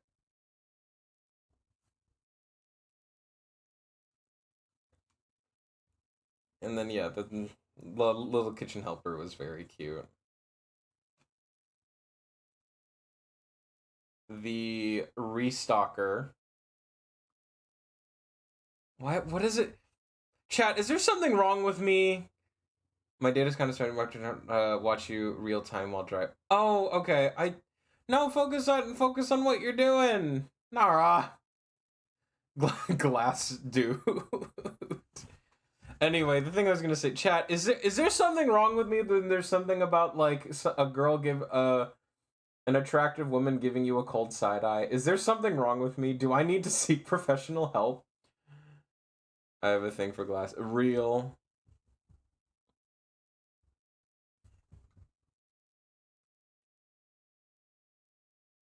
Hush you. Anyway, all right, I'll just kind of speed run through these so that way Nora can focus on what she's doing. Green cap girl is so cute. That's women. The hot customer you have a crush on. I don't know if Nara's gonna have a crush on him. And this is just a child. I just want to show this one because it's cute. she can lift real.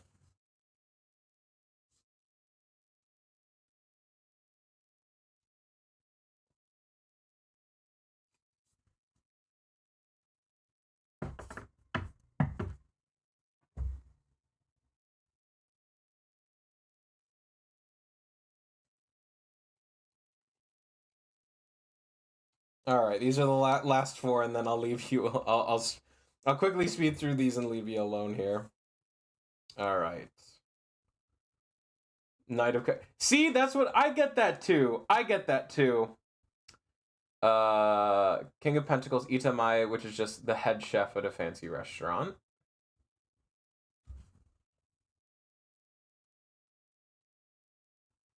Queen of Pentacles is just a lovely geisha bringing you a cup of tea. Give me the sushi. Knight of Pentacles is simply one hell of a cafe butler. And last but not least, the Page of Pentacles is just a lovely, lovely server.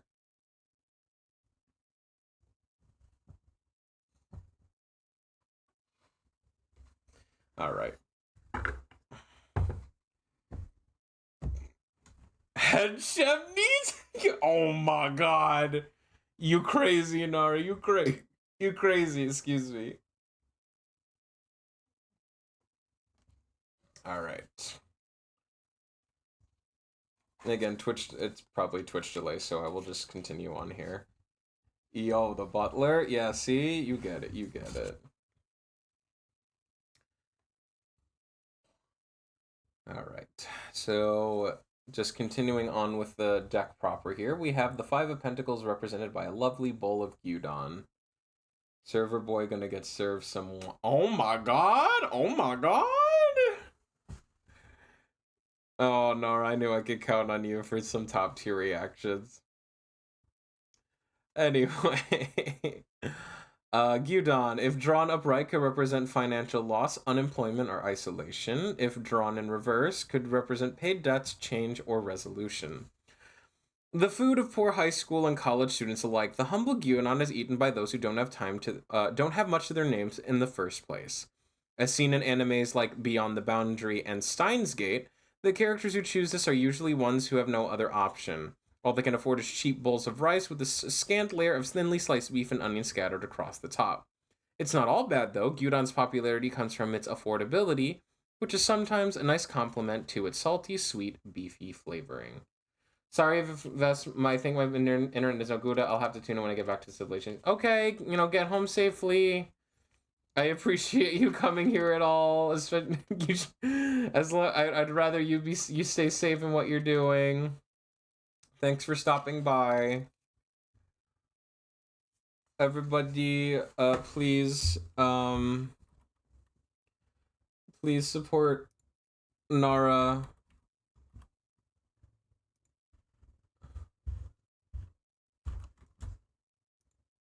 They're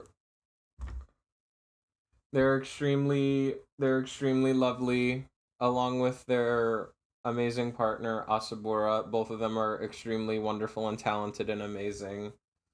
As well as their whole crew, the Scuff Squad. I wish I had the proper thing set up. I wish I could shout out every single one of you because your community is fantastic and amazing.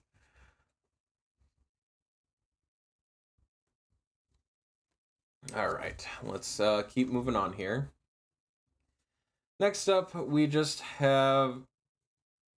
have an assortment for the Four of Pentacles. We have an assortment of bar snacks. So I'd assume some edamame, some peeled nuts. I do not know what that third thing there is in the back. Mushrooms or something. I don't have bar snacks typically, and of course a huge pitcher of beer. If drawn upright, could represent saving money, control, or conservative spending. Oh, beans. Okay. No. Well, no. Or whatever. I don't have bar snacks, so I don't know. If drawn reverse, could represent overspending, selfishness, or reckless spending. Outside, the rain pours ceaselessly down, and company workers come rushing into the izakaya ready to relax with their coworkers before going home. But not everyone. For some, saving money is the name of the game this evening, and so they will order a beer and fill themselves up with the complimentary bar snacks instead. As seen in Agretsuko, it's a bitter existence, especially when they start to dwell on the harassment they received in the office again today. And those who overspend tonight may find themselves here tomorrow, so take care and don't get greedy. After all, payday is still weeks away. The Three of Pentacles represented by some yakiniku. If drawn upright, can represent teamwork, growth, or learning. If drawn reverse, can represent going solo, regression, or striking out alone. No sports anime, like Haikyuu, is complete without a trip to a yakiniku. For good reason. This card represents working together toward a common goal. The goal, a tasty helping of freshly grilled steak, of course, so the sports team can be fueled up and ready to go for their next match. Collaboration around the yakiniku grill is key. It's important to learn the right techniques from one another, and to make sure everyone takes equal part in the cooking. After all, if all the work is left for one team member, and they'll go hungry, and the whole team will be weaker as a result.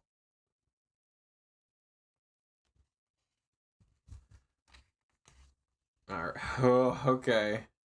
This isn't really a food as it is a collection of foods. Two of Pentacles. Mac Daniels.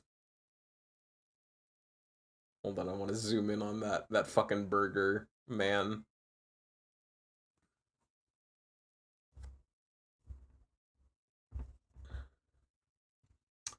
If drawn upright, could represent multitasking, balance, or prioritization. If drawn reverse, can represent poor planning, overextension, or disorganization. The illustrious Mac Daniel hamburger stands as a brightly lit beacon to all those around. It's a restaurant for all, the last-minute lunchers, the after-school snack seekers, or the odd space traveler, as seen in Mobile Suit Zeta Gundam, and the dinner-time devotees. As seen in many great anime, it's a parody of famous fast food chain, but no less delightful. No matter what time of day, there's an offering to be found at this easy one-stop dining spot. Be careful, though, lest you find yourself going here too often. While tempting every once in a while, eating here frequently may hint you are overcommitted or disorganized in other areas of your life. Don't forget to prioritize your health. And then we have the Ace of Pentacles represented by a bowl of soba noodles. If drawn upright, could represent a new opportunity, a revelation, or a bounty. If drawn reverse, represents a missed opportunity or poor planning. Like a beacon in the night, the roadside soba cart waits for anyone who will come and take advantage of its abundance. This soba, as seen in Demon Slayer Kimetsu no Yaiba, is light and fortifying and energizing. Like a menu brimming with too many excellent choices, this card represents new opportunities. But they won't be there forever. As ephemeral as a roadside food cart, you must take advantage while you can. Alright. And that wraps up the minor arcana, so let's talk about the pentacles. Pentacles, eating out. The suit of pentacles in this deck is represented by the food our favorite characters when dining out in Japanese anime. The suit of pentacles in this deck is represented by the food our favorite characters find when dining out in Japanese anime. The cards in this suit represent your choices and the obstacles you might face in your daily life, whether that be in relationships or with your health, wealth, work, or personal passions. Much like when you eat out, this suit is indicative of how you see yourself in the relation to the world and what you can reasonably afford given your circumstances.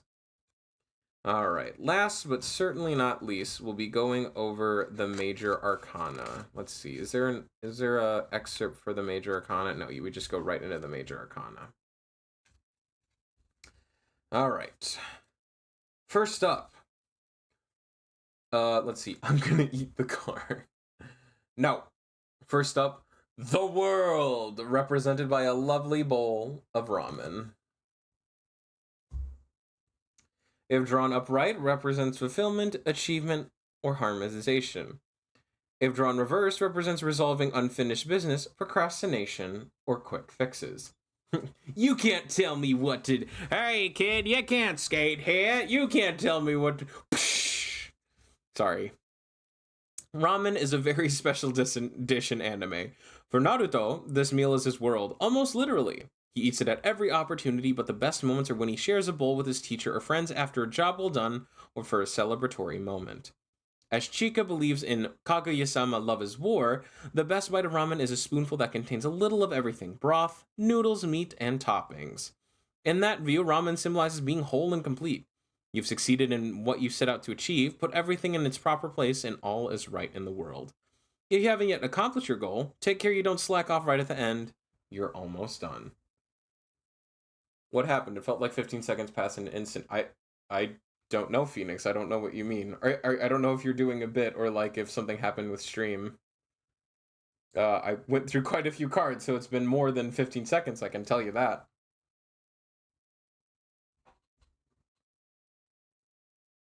Oh, wait, no. Well, okay, well, it depends, because I don't think Dio ever got to 15 seconds at the end of part 3. I think the most he ever got was like 7 seconds.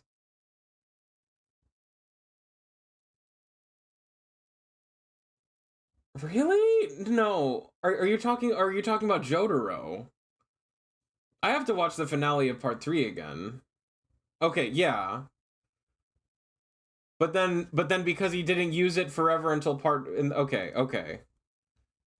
But then because he stopped using it for a long time, he regressed back down to 3 seconds by part 4 because he didn't use it until he ran into stand users again. Anyway, I know at this point, yeah, we're getting into tarot cards again, and that means we're gonna get into JoJo's references whether we want to or not. Surprisingly, I'm gonna say this now because I've read this all the way through, and I would remember if they mentioned it. They do not mention JoJo's at all in here. Yeah, they mentioned Persona. They mentioned Persona 5.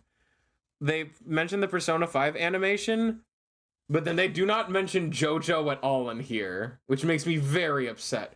To be fair, a lot of JoJo's, for the exception of part 4, they take place in anywhere else that's not Japan.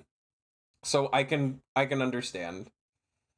Like, I understand why it's not featured at all, because then if you look at, so with the exception of part 4, none of JoJo's actually takes place in Japan. There are characters of Japanese descent, but if you skip part 4, none of it takes place in Japan. So, and this technically the start of part 3. But anyway. Oh God. All right. Judgment. I'll take a potato chip and eat it.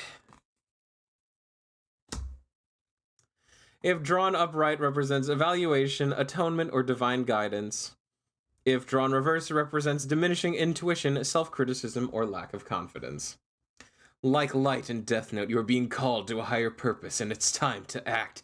Take a potato chip from your bag and eat it. And while you do, use your intellect and intuition to make the ultimate decision about what you need to do to rise up to the expectations that have been leveled on you. Just as Light feels all the pieces of his life coming together by writing in the Death Note, you are at a similar point in your life, but potato chips are salty, and if you aren't careful, that can wear on you. Don't let your inner judgments get in the way of rising up to meet your destiny. Make sure you're listening and aware of the opportunities happening around you, and don't ignore things that beckon you. Like the police at Light's door, this calling won't go away. Light was a rabid little shit and would have been put down immediately if someone just turned around when he thought no one was looking. Good lord. All right. Next up, we have the sun, represented by a lovely morning plate of souffle pancakes served with strawberries and whipped cream. If drawn upright, represents cheerfulness, affection, or vitality. If drawn reverse, represents playfulness, melancholy, or setbacks. Happiness doesn't even begin to describe the feeling of slicing into a stack of the fluffiest, jiggliest souffle pancakes. As seen in Your Name, when Mitsuha and Taki body swap, Mitsuha is overjoyed to try these trendy pancakes and document the experiences as well. Everything is right in the world, and the vitality and warmth that Taki Mitsuha expels is contagious. If this card is you, good things are coming your way. On the other hand, if you feel like you can't foresee positivity in your future, consider why you're feeling so disheartened.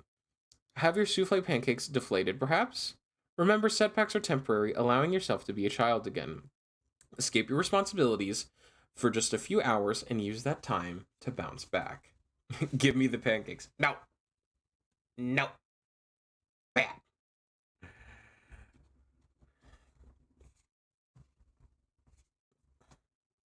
All right. We have the moon, represented by some lovely caneles.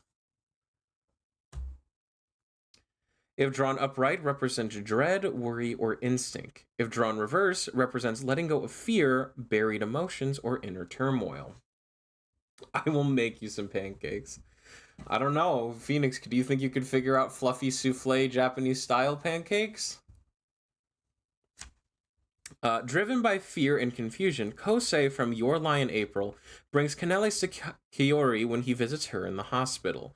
A pianist who's recovering from his traumatic past, he thought he'd found a light in his violinist friend, but when she suddenly is admitted to the hospital, he doesn't know what to think and fears for the worst. Every time he sees Kiori, she demands these caramelly, custardy sweets and seems to be fine.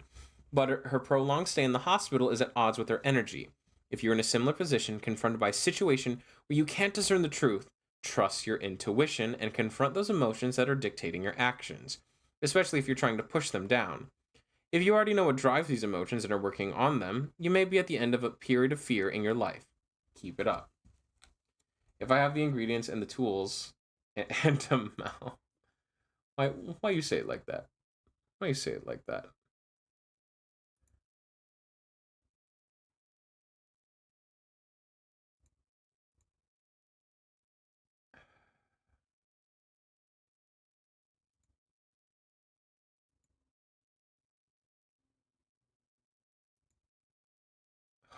Man, I need to work on these playlists.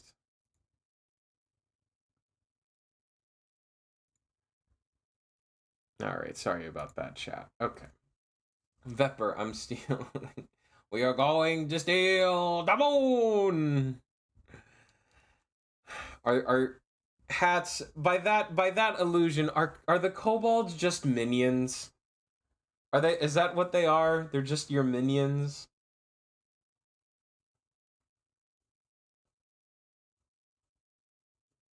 Do they just have surface level slapstick humor that's strangely appealing to Facebook moms everywhere? Anyway. Next up, we have... Bold of you to assume I can order them around like that. Well, I mean, they don't... I mean, they kind of listen to Gru, but a lot of times they don't. Or they do find very roundabout ways of doing the things that he asks of them. Anyway, the star, represented by some very adorable conpetos. If drawn upright, represents optimism, trust, or revival. If drawn reversed, represents doubt, hopelessness, or belief in oneself.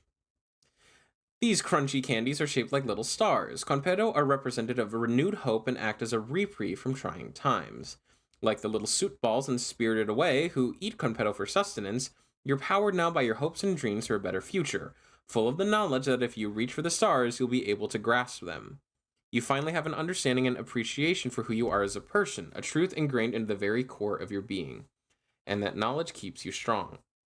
If you're feeling more like the smushed suit balls who never got a chance to eat their candy, take a moment to restore your faith in yourself and trust you'll be able to pull through.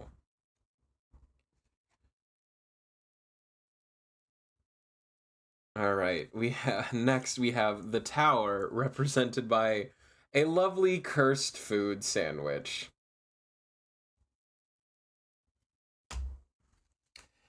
If drawn upright, represents unexpected transformation, mayhem, or turmoil. If drawn reversed, represents aversion to change, resistance, or confronting inner demons.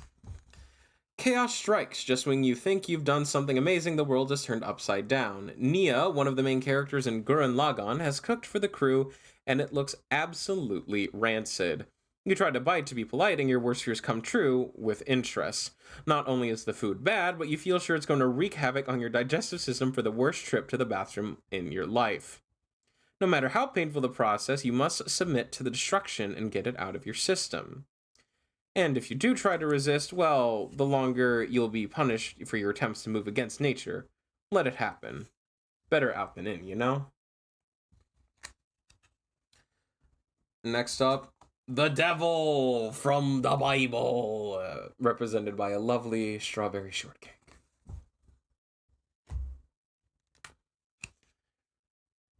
If drawn upright, represents a dark side, obsession, or dependency. If drawn in reverse, represents letting go of restrictive thoughts, examining inner darkness, or release. In the case of Honey Senpai from Oran High School Host Club, Strawberry Shortcake is emblematic of the obsessions, patterns, and addictions that enter our lives, often with a negative impact. Honey Senpai has two choices: fulfill his short-term desires or hold out for more long-term benefits, but he constantly gives in to the devil on his shoulder to fulfill his sweet tooth. Like Honey, you need to acknowledge the things that have irrational power over you so you can start to overcome them. On the other hand, if you feel like you're about to have a breakthrough, take a look at the skeletons in your closet and ask yourself what needs purging so you can ascend to a higher level of being. Alright, who's keeping skeletons in their closet? Come on, let them out of there. Halloween's over. It's been 3 months over, let them out. Anyway. Next up is Temperance, represented by a chocolate curry bun. If drawn upright, represents equilibrium, judiciousness, or endurance. If drawn reversed, represents instability, self-healing, or overindulgence. A curry competition is no easy matter, but Sebastian's chocolate curry bun from the anime Black Butler rises triumphant. Oh, hold on. Some can say there's a skeleton. Shush! Hold on. Because this is the Black Butler section, I'm gonna do something special for hats. A curry competition is no easy matter, but Sebastian's chocolate curry bun from the anime Black Butler rises triumphant. Not by mistake either. Sebastian had to practice, reflect, and rework his recipe until it was just right. This process took patience and moderation, but with his goal in mind, it didn't take him long to find out just the right ingredients. Speaking of which, to give the perfect balance, he ends up using chocolate in his curry bun to help highlight the bold flavors. Of course, everything in moderation. If you feel like you are not balanced, it may be time to scale back and be more tempered in your choices. There you go. That one's that's just for you, hats, because that's the Black Butler card. All right. We were gonna talk about this anime at some point. Death, represented by a bowl of transforming Furakake Gohan in front of a portal of what I assume to be to the underworld, or the nether, or the end, or any other void-like other dimensional plane. If drawn upright, represents conclusion, transformation, and rebirth. If drawn reversed, represents an aversion to change, inner growth, or release. One door closes and another door opens. The transforming Furakake Gohan from Food Wars begins as one thing and transforms into another as you eat it. The rice topping is made of jellified chicken stock, which melts into the rice and seasons it as its savory, rich broth. This card is all about the end of something to allow for the birth of something new. Don't resist. Lean into the change this just symbolizes because the result is tasty. If you feel like you're resisting something new, stop to consider what stale ideas you are clinging on to that are keeping you from moving forward and get rid of them. Remember, by holding back, you are keeping yourself from something new and brilliant. Next up, we have a very literal Deus Ex Machina in this amazing beef stew card. If drawn upright, represents taking a break, looking at different angles, or a release. If drawn reverse, represents procrastination, avoidance, or a pushback. The beef stew in Full Metal Alchemist Brotherhood represents embracing new perspectives. Why? Well, this stew is unique. It contains milk, which happens to be the drink that Edward Elric hates the most, but he finds that in the context of the stew as a whole, it adds to the flavor complexity. This prompts him to pause and reconsider everything he'd previously thought to be true, and ultimately helps him to understand alchemy on a whole new level. As a result, he's able to move forward and achieve things he wouldn't have been able to without this understanding. If this card is you, it's time to stop. Let go of your ingrained beliefs and take on a new perspective. If you feel unable to pause, take this as a warning that you need to do so before it's too late. Next, we have Justice, represented by a bowl of Katsudan. If drawn upright, represents righteousness, integrity, or truth. If drawn reverse, represents bias, evasion of responsibility, or falsehood. In anime, Katsudan is a food of the law and is frequently served to police officers for a quick late-night meal, and sometimes to detainees to give them an incentive to talk. The latter case is true in The Devil is a Part-Timer, where this tasty meal is served to Sado, the devil, while the police attempt to find out where he came from. The truth will be discovered, and justice meted out according to what is right. If you've done nothing wrong, you have nothing to hide, but as the gesture from the police shows, no matter what the case is, justice will be delivered with a side of compassion. If you really have done something bad, you need to hold yourself accountable and stop trying to be dishonest with yourself about it. Stop it. Get some help. Next, we have the Wheel of Fortune, represented by a whole bevy of mystery croquets. If drawn upright, represents fate, good luck, or a new phase of life. If drawn reverse, represents misfortune, opposition, or breaking patterns. The mystery croquets from Kill la Kill are emblematic of the turning of the wheel, the perpetual shifts of fate and fortunes from good to bad or bad to good. As seen in the anime, when times are hard, these mystery croquets are filled with seriously questionable bites of protein to round out the potato base. Are those grubs mixed in?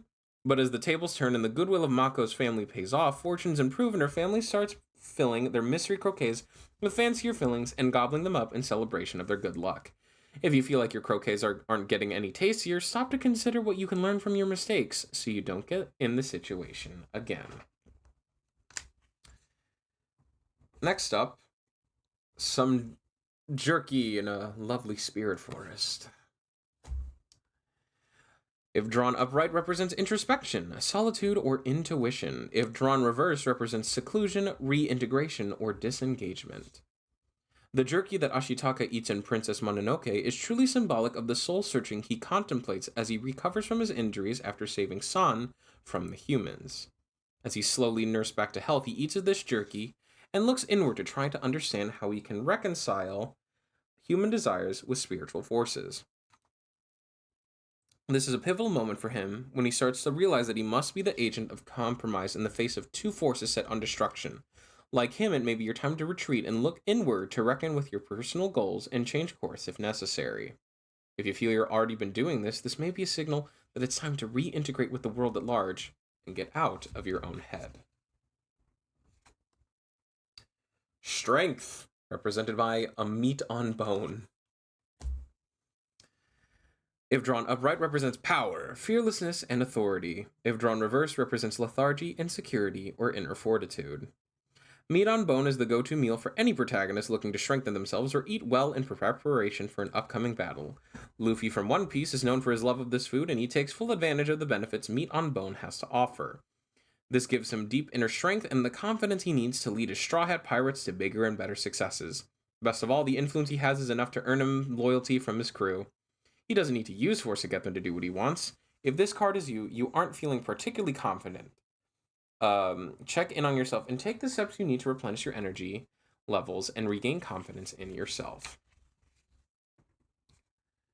The Chariot, represented by a rabbit. A rabbit ragot. Goodness gracious. Now I'm craving jerky. If drawn upright, represents command, self-discipline, or persistence. If drawn reversed, represents dogged determination, resistance, or uncertainty. Rabbit ragot is one of the most rare meals you can have in sword art online. Not only is the meal difficult to find, but you need to have advanced cooking skills to prepare it properly. As such, this meal is representative of a decisive action and determination. Kirito had to think quickly and move with precision to take down the rabbit, and Asuna had to have perfect control over herself and the kitchen as she cooked the stew for the two of them. Similarly, it's time for you to take action and pursue your goals no matter what obstacles you encounter. If you're pushing forward but feel like you're not getting anywhere, pull back to adjust course and pick a new plan of action.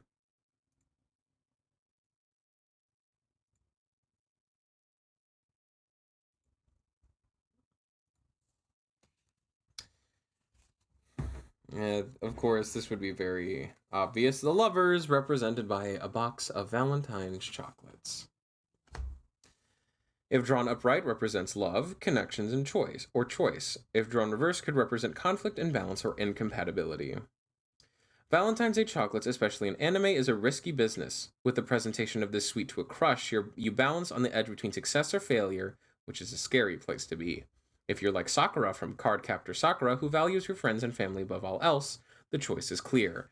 Chocolate must be given to her to let her beloved ones know how she feels and how much she wants to celebrate the special bond they have. Particularly with her crush Sioran, she places her trust in him and takes the leap of faith with her chocolate heart. Sakura found success, but that risk of failure is always possible. If you find yourself reaching out to a loved one and feel like you're missing a connection, instead, stop to consider where the misalignment lies. Oh my gosh, last five cards, guys. All right, the Hierophant, represented by some Anpan. If drawn upright, represents faith, compliance, or cultural practice. If drawn in reverse, represents personal philosophy, liberty, or questioning traditions. Anpan represents tradition and religion. In Japan, anko, or red bean paste, was eaten by monks as part of a religious diet. The sweet bean paste made its way into sweets eventually and is now known as one of the traditional flavors of Japanese dessert cuisine. It's such a cultural icon that the superhero Anpan Man from Anpan Man is literally made out of this sweet bean bun. If this card is you, it's time to explore and learn from formal doctrines or clearly established areas of knowledge, and no taking any shortcuts.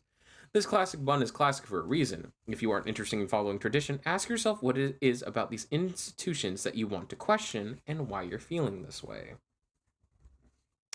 The Emperor, represented by an endless feast.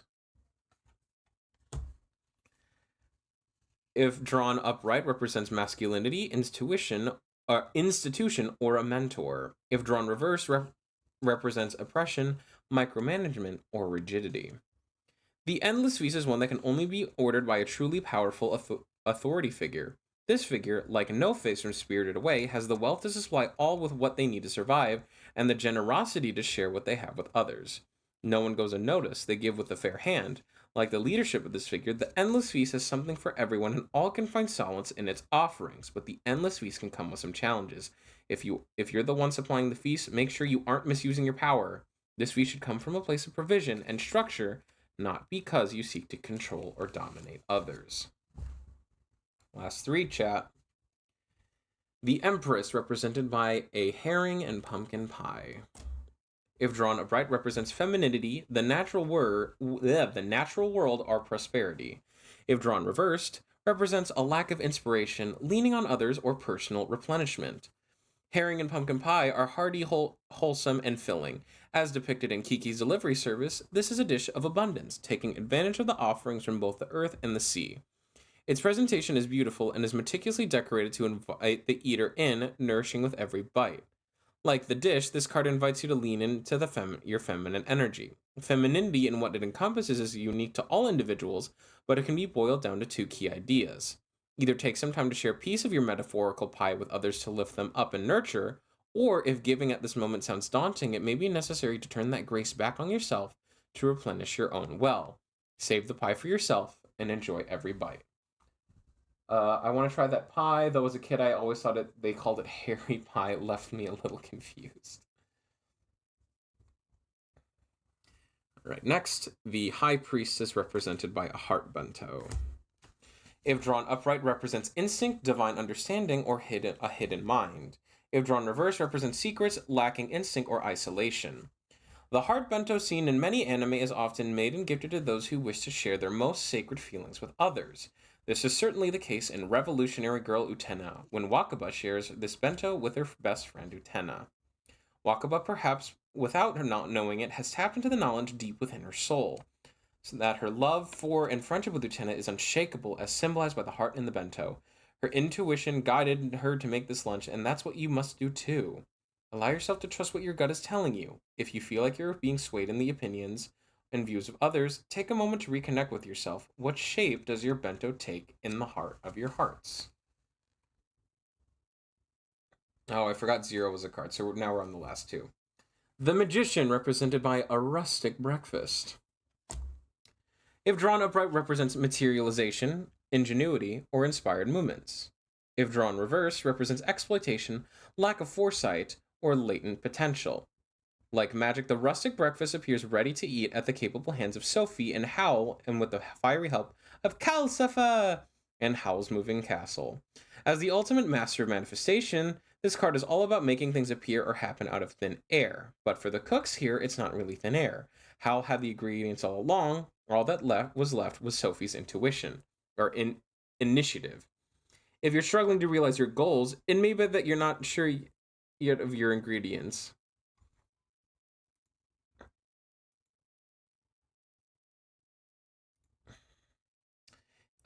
It may be that you're not sure yet of your ingredients. Take stock of the resources you have and consider how to turn them into something greater than the sum of its parts. Like this breakfast, eggs, bacon, and bread alone are nothing special, but altogether they create a mouth-watering meal. And last but certainly not least, the Fool, represented by pickled plum onigiri. Give me that bacon. If drawn upright, represents initiation, naivety, or carefreeness. If drawn reverse, represents restraint, thoughtlessness, or boldness.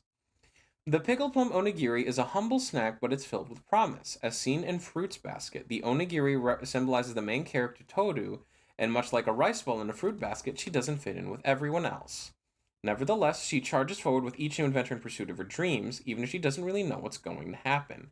If you don't feel ready to embark on your own journey, or are perhaps worried about the outcome of this endeavor, remember this. Just like the pickled plum hidden on the back of the onigiri, you never know what exciting surprises are in store for you. Seize the opportunity, set off on your journey, and follow your dreams. Alright, and that's every card in the Anime Food Tarot deck. And the references and what they could be interpreted as. Alright. I have been streaming for 2.5 hours. As much as I would love to go down, and what I think I'll do is I will probably save going over the next deck for another stream. But what I will do now, maybe for the next like 30-45 minutes, is that I'll open up the floor to readings. I'm just going to be, I'll be up front. Again, I'm going to be referring to the book because, again, I'm learning how to do this by myself and interpret stuff on my own.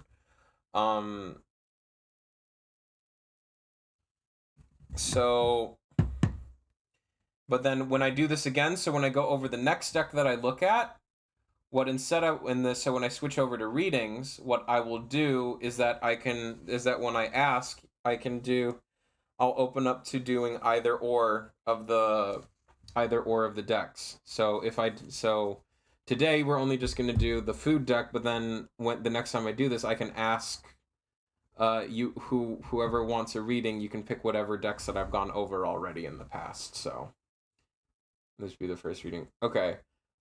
Chat, if you would like a reading, say my catchphrase whenever I go in anyone else's chat. Say hoi hoi. Anyone who wants a reading, say hoi hoi.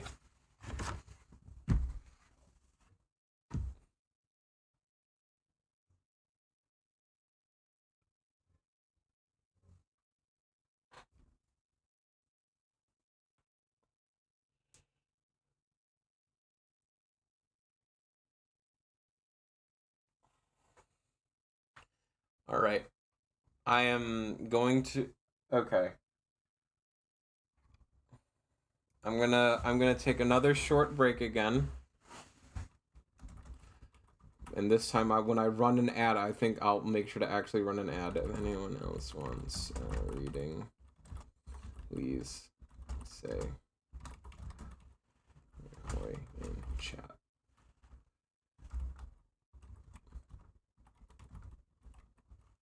All right, I'm gonna run an ad here. I'm gonna just take a short break, and then we will get. I will get started on the readings.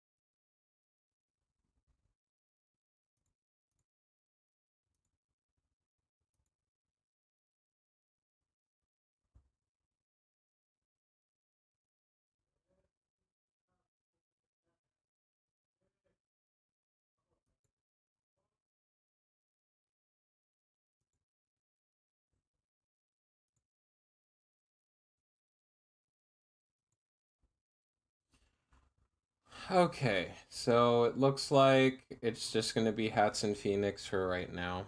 Uh,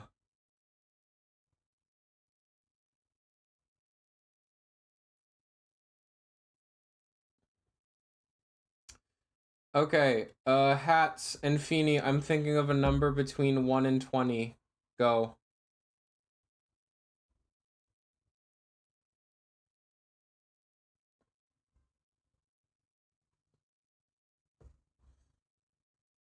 I Hats, I said 1 and 20, not 1 and 30.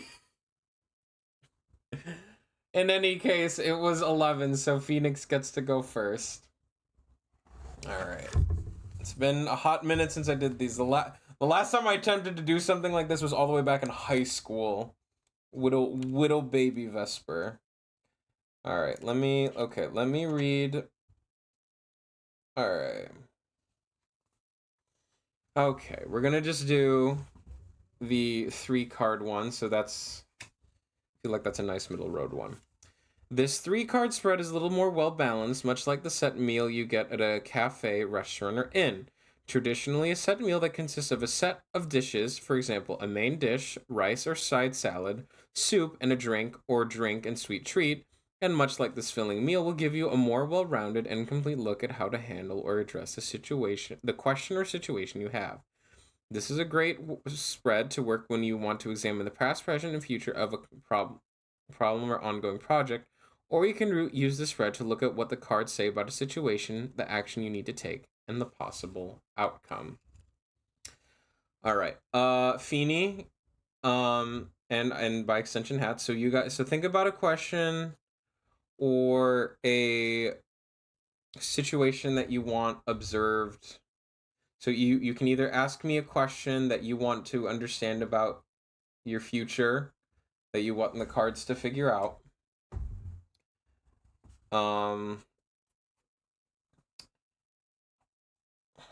If the question that you, or situation you want the cards to focus on is personal, you can DM me about it, and I will just do my best to just explain my interpretation of it just through what the cards mean. But just know that I'm not going to talk about it directly. If you want to talk, ask me something a bit personal.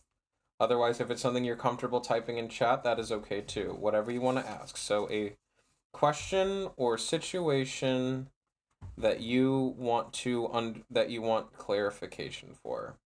But sorry, Feeny, I forgot. Feeny, you were closest first, so whatever you want to ask me.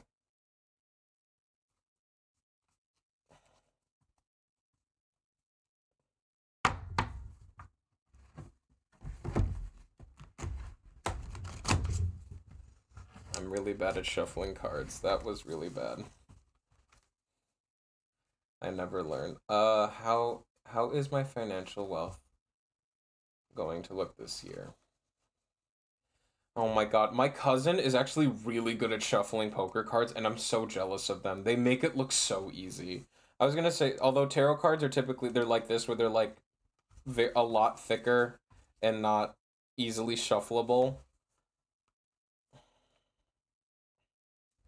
All right. I'm gonna take a page out of another streamer that I've seen do tarot card readings. I know there's gonna be Twitch delay, so bear with me. Okay, so Feeny, I'm gonna shuffle this one more time, but what I'm gonna do is that I'm gonna just go through the deck. You tell me when to stop, and that's where I'm gonna cut the deck. So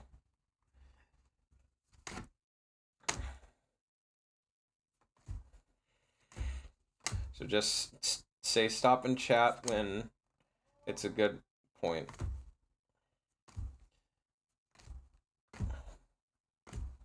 Okay.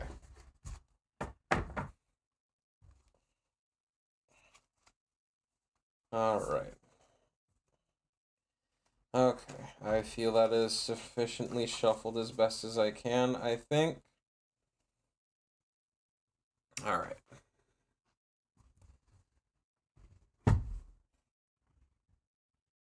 All right. Okay. So I believe what I for the 3 spread, because when I read this other guide forever, it was I do. Okay.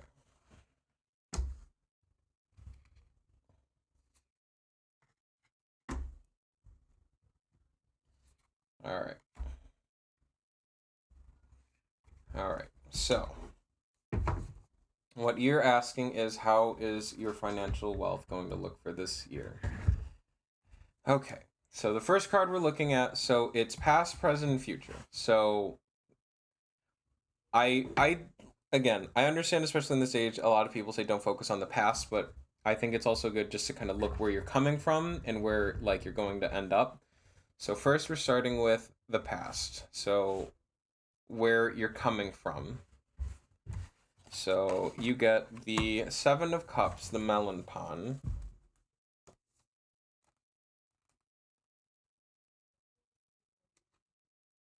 And it's upright for me. So, okay. So yeah, past is the foundation of your present. So you've already you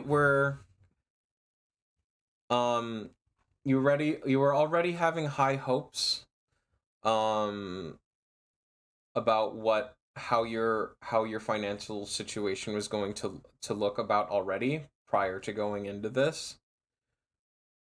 Um, although depending on how things are right now, would would you say that there is some things distracting you, or thinking that you're a bit overconfident about it leading up to today? Because I'm trying to figure out if this, and what I'm before we go on to the present, do you think there's some sort of delusion of grandeur, or that you feel like you're overestimating it, or is it just more you've just had a in leading up to this, you've just had a more, you feel that you have a genuine positive outlook about where your financial situation is going to look like?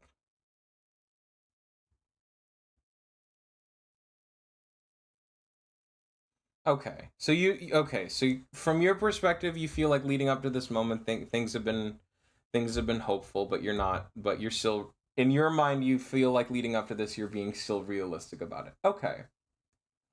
All right. So now, next up, we're going to look at your present. So where you are in this very moment thinking about.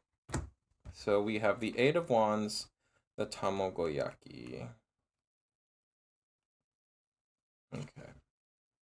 And that is also upright. So you need.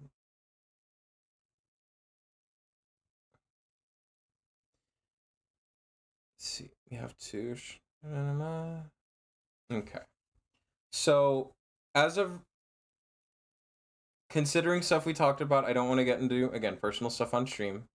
So it's simply saying that there's just been a very recent rapid change, and that you obviously want to get a handle on it before anything else happens. Um, again, something that what you've talked to me about your current situation, again, not getting into specifics, but again, so there's been some just very extremely recent stuff that's happened in the moment, and obviously you're asking because you just want to get a handle on it before anything else changes. Okay. Um, did you want to talk anything else about the present, or want clarification on stuff before I move on to the future?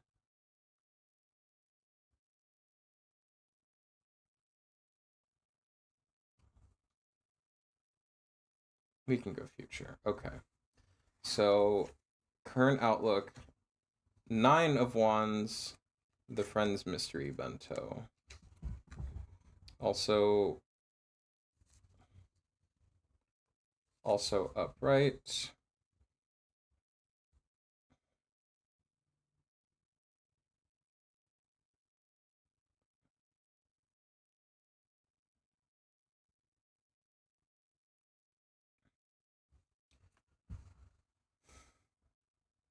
So this is representation of just staying strong and powering through. If you have any self-doubts about what may leading to you for your financial situation in the future,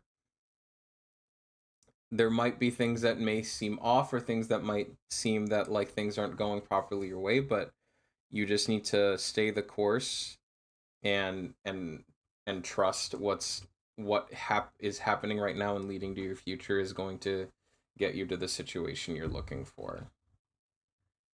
Now, that would be it. I will say, so what we can do is, so I can do another, so we don't have to do a full set of 3, but we can basically do it again where if you need clarification on any of these. So basically I would just go again. We're not gonna continuously do it, but but I'll just offer to you, is there a particular aspect of any of these that you want clarification for? Otherwise, was that insightful to what you were asking?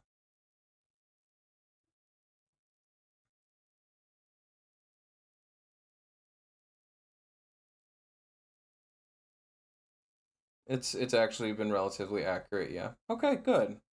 So then do you feel that the reading that I gave to you is more than enough then so that I can move on to hats, or again, I'm offering that I can do that. I'm not going to do all 3, but if one of them you would like clarification on, okay.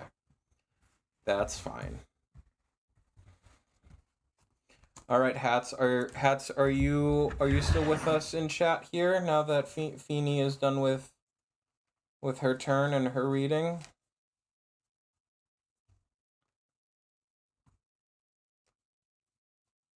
Still here, didn't want to share. No, you're okay. All right. All right. Do you once again, same thing, so just to reiterate, you can ask whatever you want. If it's something that's a bit personal or something that you don't want to get into specifics in stream here, you're more than welcome to DM me on Discord, and I will just keep to what the cards mean without acknowledging what you DM me. Otherwise, if it's something that you are comfortable with having in chat or in stream, that's okay too. But I just want to focus on what you're comfortable with first.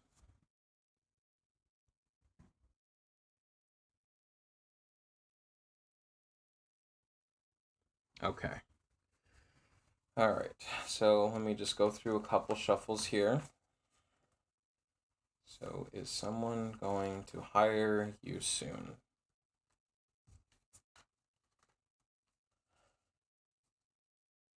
All right. So same thing that I said for Feeny. So now that I'm gonna shuffle this. I'm gonna divvy up the deck. You just tell me when to stop, and I will shuffle it that way. So just tell me when. So just send stop in chat when.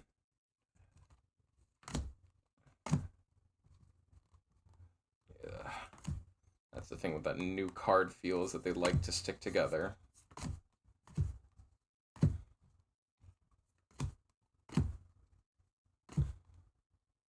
All right.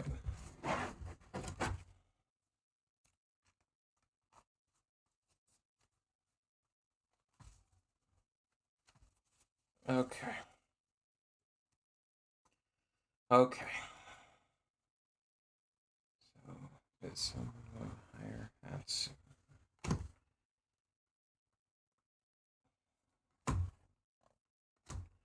All right. So we're going to go over your past, present, and future concerning this question that you asked. Once again, just like Feeny, if after all 3 have been interpreted, you can ask for clarification on one of them. All right. So to start off your past, we have the devil as your past. Okay. So it is upright. Okay. So let's do knowledge the things ever, right?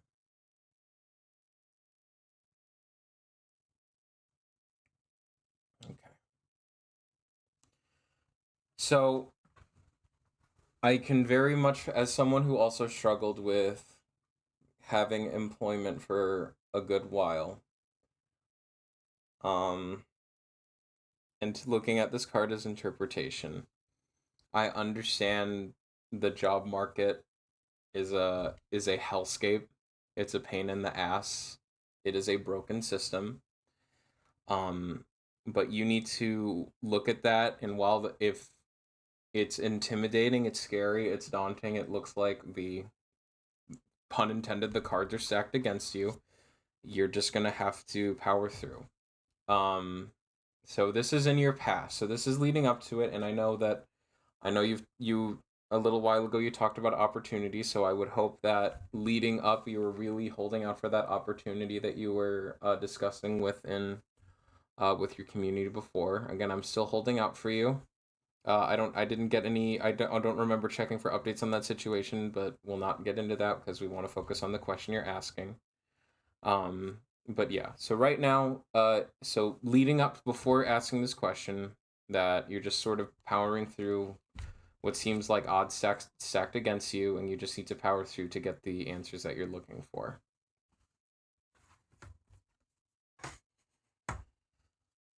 Next, we have Temperance for your present.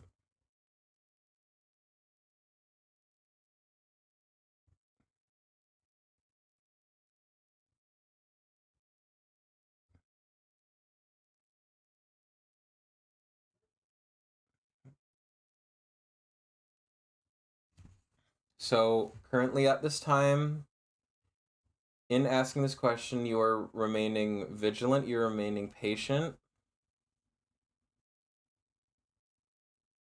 Do you, to help kind of figure this out for both you and for me here for this, do you feel like you are properly carrying through with being patient for the opportunity you're waiting for, or do you feel like you're very much on the edge of your seat trying to figure out what else you can do to answer this question for yourself?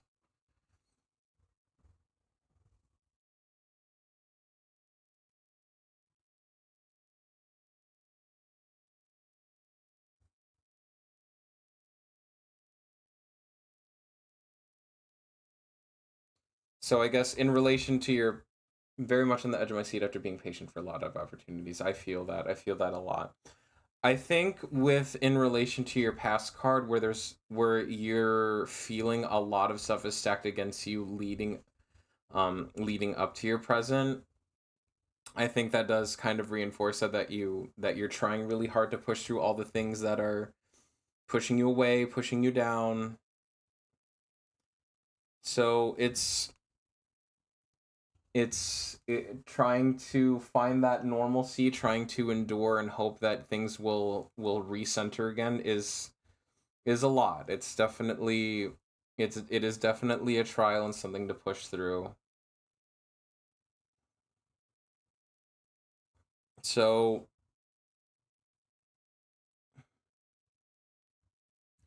if if this is your present, I think it would just be in your best interest to, instead of being on the edge of your seat, sliding back, taking a deep breath, and seeing how you can better endure through this or better take a new approach going into answering this question for yourself. All right. For the future, we have the black coffee.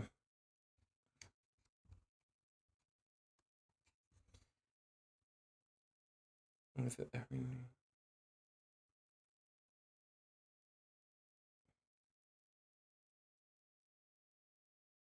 So, in your future, assuming you stay this course set out by your. Writing to let you know this compliment has more appeal. All right, thank you for that update, Luna. Would you, after I'm finished with hats here, would you like a fate reading, a tarot reading? All right. So, really, so to kind of rope back in here. So hats. So this is telling me that while yes, there's a lot to push through, there's a lot that is intimidating you, and that you're trying so very hard to endure and push through. If you take all of those into consideration, if you just take a moment to sit back and really look at pun intended look at your cards on the table, you're gonna make it through it. It's going to be a long journey of hard work, and it's gonna take a lot of self self exploration, handling yourself through this situation, but if you power through everything that has been put up to you prior to this and now, you're gonna make it through.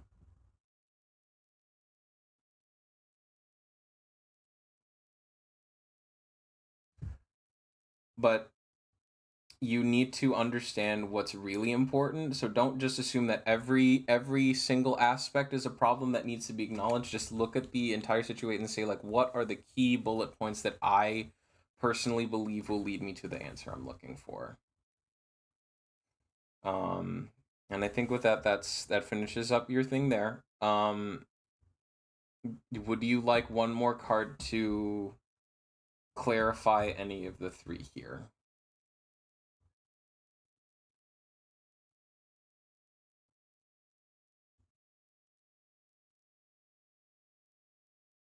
Okay. That's okay. If you feel like that's sufficiently, yeah, of course. Again, I need to get, I want to, again, if this is something that you guys really enjoy as a concept for streams, I'd really appreciate y'all doing this and helping me be more confident with it, and hopefully so I don't have to hold the book in my hand. All right. Okay. So yeah, I don't know what to ask, but yes. Okay. Well, we're gonna do it anyway. It doesn't have to be something. It doesn't have to be too serious. What Feeney and Hats asked were stuff that pertaining to their life that they really need clarification on, and I understand. Sometimes you need a second, third, or other otherworldly opinion. So it doesn't have to you don't have to ask something about your life. Just off stream doing 100 readings a day in a mirror to learn. Honestly, that's what I did in high school. I did like a bunch of readings for myself. Cause when you're a lost little kid in high school and don't know what's going on with your life, being like, "Whoa, these magic cards can tell me what I can do to do better," instead of like actually doing any sort of normal, regular self improvement. Sure, why the hell not? Anyway, so Luna, if it's something you're comfortable saying on stream, you're more than welcome to say it in chat. If it's something a bit more personal or something you don't want discussed openly on stream, you can DM me privately on Discord, and I'll just go along with the wording and the interpretation of the card themselves without directly acknowledging what you're asking. But don't feel pressured to do something super serious or super intense. If you want to just do something laid back and casual, like what's my weekend gonna look like, or what's next week have in store for me. It's up to you.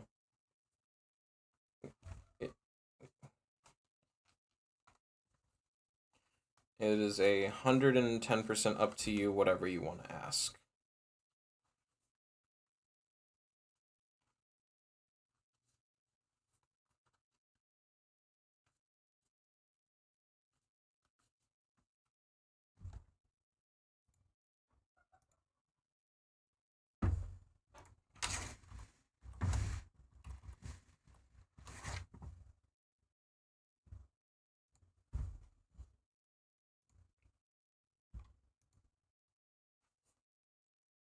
I do need to head out now, and good seeing you live. Go live again. See you later. And take care, Feeney. Thank you so much for joining me tonight. I hope you have a good rest, or if you're going to do something, I hope whatever it is, you have a good time doing it.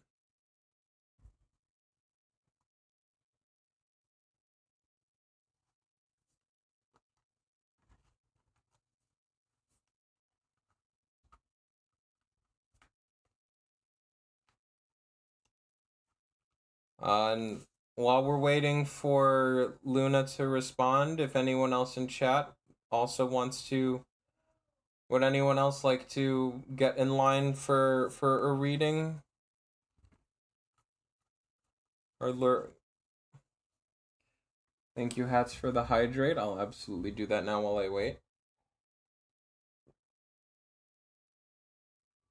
Thank you. Hydrate before you dihydrate, of course. Maybe just a general what's in store loosely for the year. New year, shit to look out for. Who knows? All right. So I remember this when I was learning how to do tarot readings in high school. So maybe we don't want to do something too broad or too loose, because then I'm not sure how to interpret stuff for you. So maybe it's just me and my gal in the Sunny D. Is there something specific for the year that you want to know about? Because then it makes it easier for me to interpret the cards and what they're trying to tell you. Because just something a tiny bit more specific. So it can still be about what the year has in store for you, but maybe something like, am I gonna do XYZ this year? What's my I'd like for hats, for example, like what's my, career journey gonna look like for the year? Um just something just a tiny bit more specific. Doesn't have to be too crazy, doesn't have to be uber specific, but just something to help me figure how to better understand and interpret the cards.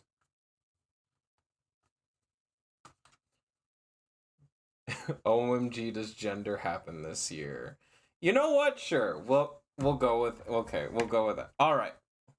I'm going to split the deck here, and you tell me when to stop, and I will put that together and shuffle it one more time, and then we'll draw for your reading.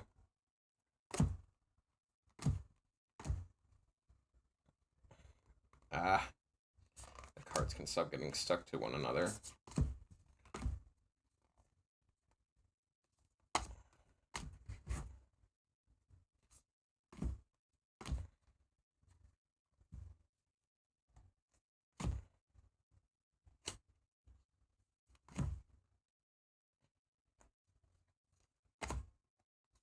All right. Okay.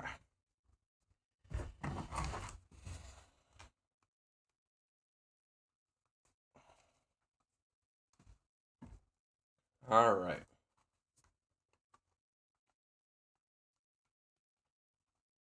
At least another nice thing with me doing these readings is that the cards will get more comfortable getting shuffled with each other. Okay.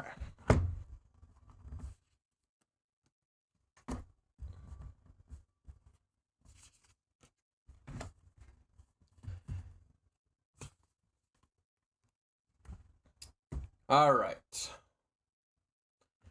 Here we go. So, your past, what led you real, I think I still struggle with my yeah. All right, so your past. So what led you to asking this question and how you've been handling it prior to asking your question?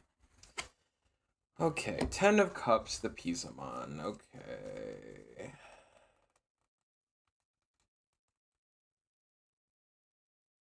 Okay.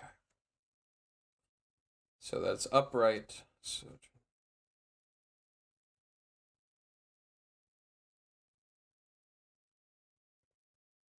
So with your question in mind, you're very much you are seeking self-love, harmony, and balancing yourself, and that's what led you to asking this question. Again, very, very simple and matter of fact. All right, your present. So the Empress, the herring and pumpkin pie.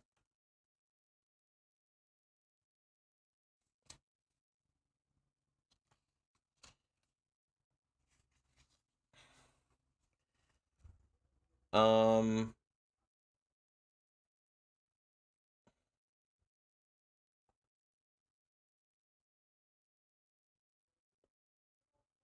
so you're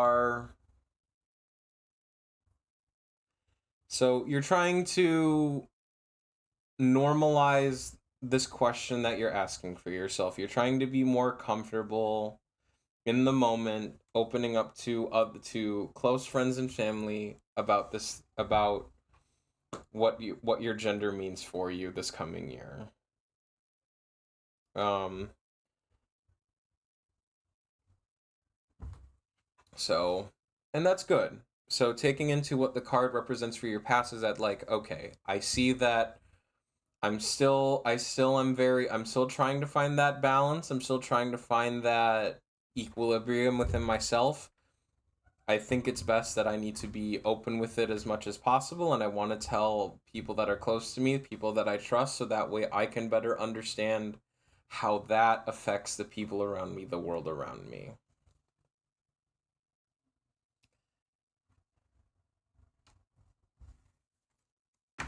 And then lastly, we have the Emperor, the Endless Feast. That's really interesting that, okay, I didn't want to say this, but now that both of these are both here, another thing that these two cards, the Empress and the Emperor, represent: femininity, masculinity. Take with that what you will concerning your question.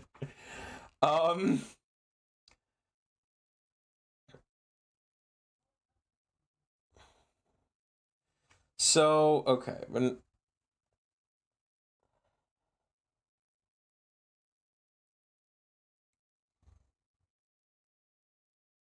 so potentially in the future, you're gonna come into your own and with the answer to this for this question for yourself, right? And what you need to understand with your past going into your future and with your future in relation to your past is that you should not spread yourselves thin. Like, while yes, I want to acknowledge what's going on with myself and I want to be open with it as much as I can, don't spread yourself thin that you're doing it for other people, that you're doing it to just get it out of the way.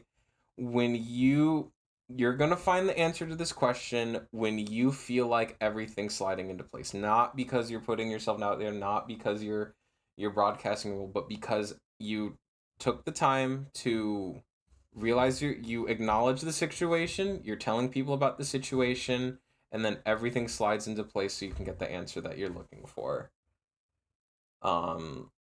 And with that is I can do one more drawing if you want a clarification on any three of these cards. Would you like me to draw one more card and clarify any one of these for you? Chat, we might be winning.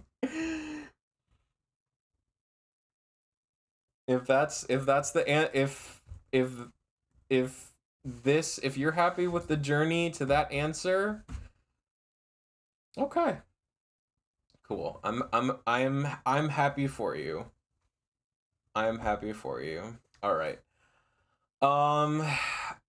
Cool. I think okay, I'm gonna ask one more time. Is there anyone else in chat, lurking or otherwise, that would like a reading as well? The floor is open.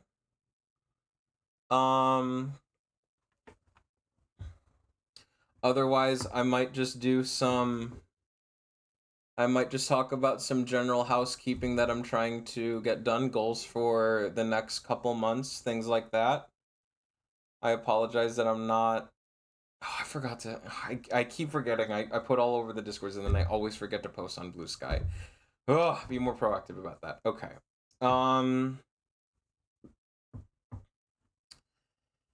Okay. All right. I think with that I'll just go ahead and get into the housekeeping. Again, if anyone else who's lurking, creeping, hanging out in chat would like a reading as well, you are more than welcome to say something before I wrap. Otherwise, I will get into it here. I'll raid out and we'll call it a night. So, once again, so I'm actually really happy how that went. Again, I'm very someone that's very abrasive to things of higher power and stuff, but I don't know. There's just something about, like, I'll be transparent. I'm not gonna 100% buy into it, but sometimes, like, for example, with Luna's question, there's just sometimes shit happens and you're like, what the fuck?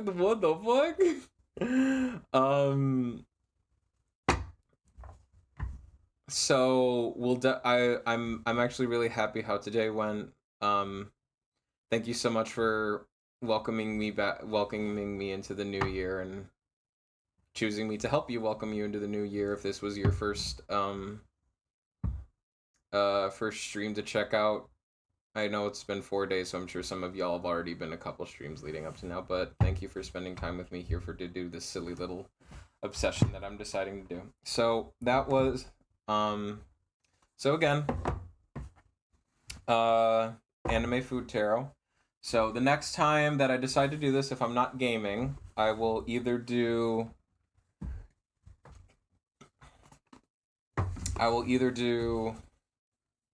my other anime tarot deck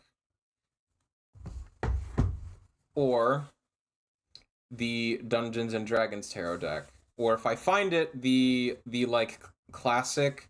I shouldn't say classic because there's like a million tarot decks out there, but like it's a more traditional one.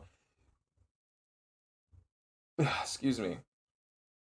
Or if I can find the traditional tarot deck that I have. So it'll basically be the same exact format, where again we look at the pretty art. I look at the guidebook and look at its interpretations of the different symbols and things, different symbols and cards and things like that. And then towards the end of the stream, I'll do this where I open it up. So just as an example, so if I did anime tarot the next stream, when I open the floor for readings and stuff, you can whoever needs a reading, you can decide whether you want the anime food deck or if you just want the anime tarot deck, or when I get the other ones in, if I have once I do a review of the Dungeons and Dragons set, you can pick either from the anime ones or the Dungeons and Dragons, and if I find the traditional set that I have, you can pick from any of those. I think I want the D&D one so bad. It's a bit of a pricier one, but if you can find so I got it, unfortunately I got a full price because I went to an FYE in my area from an FYE in a mall that was closing down. So unfortunately it was full price. It goes for about 20, depending on where you look, it's going to be about 24 to 20 to like $28. I think this one here was pretty much, I thought this was more expensive, but I think when I got this, it was basically what it was on the box. Again, it depends, your mileage may vary on where you go for it. So there's a couple there. So I went to a half price books, or basically a secondhand bookstore. They had a Fallout set that was based on 4 and the TV show. I wanted that so bad. I might get it on my next paycheck. I might get that on my next paycheck, depending on how much I get paid for this next pay period. But yeah, so hopefully I'd like to do that where I have multiple tarot card sets, and I basically, if it's a tarot card stream, I pick a deck to just reacquaint myself with different interpretations of all the cards, and I open the floor for like an hour or two for people to do readings for people, and we go from there. So if this is something you guys really enjoy, I'll definitely make it a mainstay. I really, another one of my goals for this year is that I want to actually be able to have a consistent idea of what I want to do, and that I have a consistent schedule instead of like just spontaneously like just like hot dropping a stream and then like you guys have, because I know like I don't want to focus on it too much, but it's like it's good for like viewer and like streamer retention, where it's people actually, if people do like me, then they're gonna actually plan around trying to come to my streams. But that's for me to figure out and for you guys to not worry about. General housekeeping. So I will still be on Kiwi server for collabs and stuff and things. But I will be also making a push to have a Discord server on my own. I know in this day and age everyone has to have one. I'm very much in the lane of like, there's so many and I don't want to be part of one, but it's just one of those like necessary evils of social media now. Do not feel inclined that you have to. I know in the circles that I'm in, everyone's on like multiple servers, but I'm just gonna have to make one too. Just because it's the climate of it's the social media climate, but that's a whole different discussion entirely. So But I promise I promise myself and I promise you guys that I want to push to give you better content and have stronger lines of communication with you guys. So for sure, before January's over, you can quote me on this. You can fucking clip it if you want to.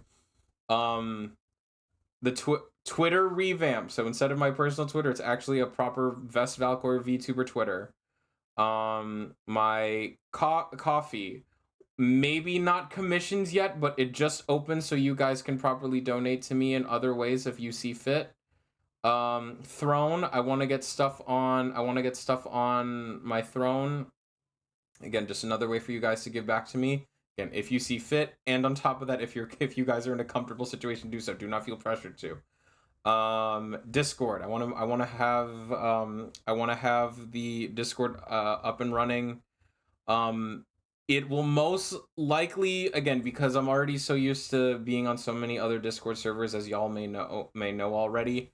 It's most likely at this moment in time when if and when that goes live, it's probably just gonna be a way for you guys to get notifications for me if you instead of just Twitch or other Discord servers, because I'm already on so many other ones and y'all see me around so many other places. It's like I don't see the point in having to manage my own.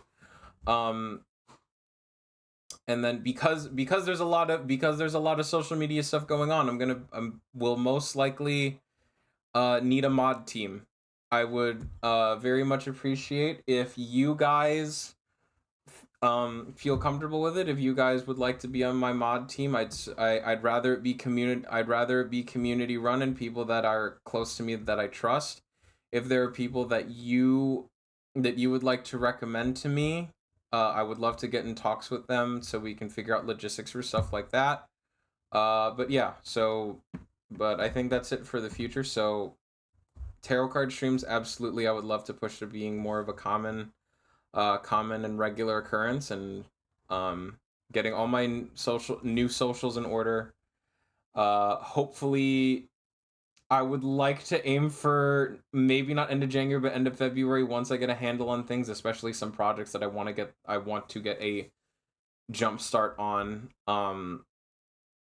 By end of February, I want to be able to start giving you guys like a consistent schedule for streams, so that way y'all can more reliably come out and see me if you guys enjoy my yapping sessions.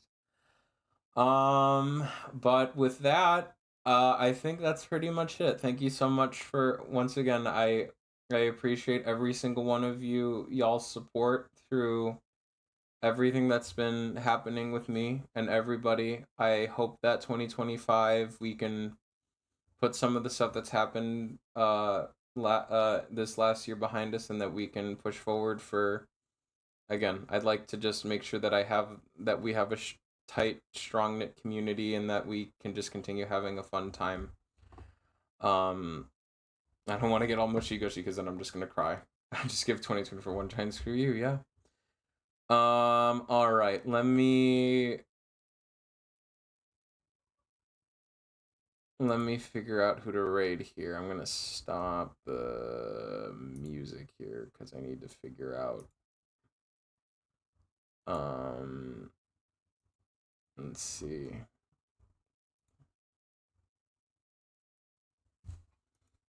Because somebody.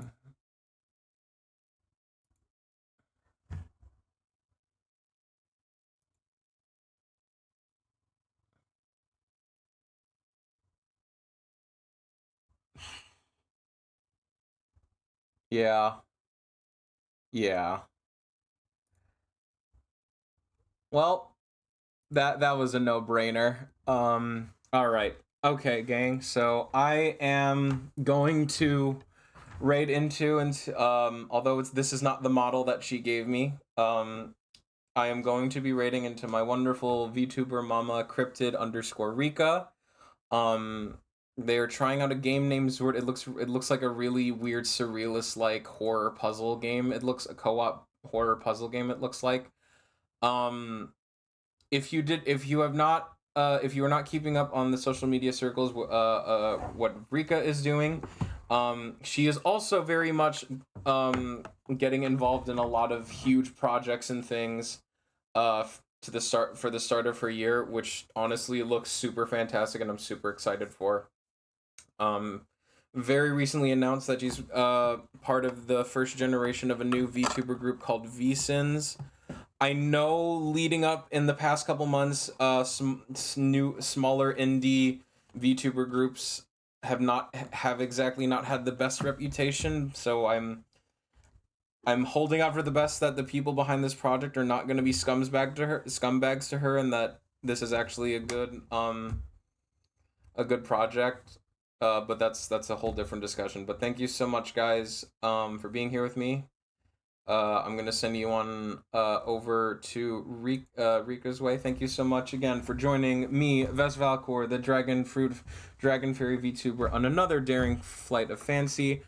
Buckle your seatbelts because we will be landing encrypted Rika's channel very soon. Thank you so much for flying with us.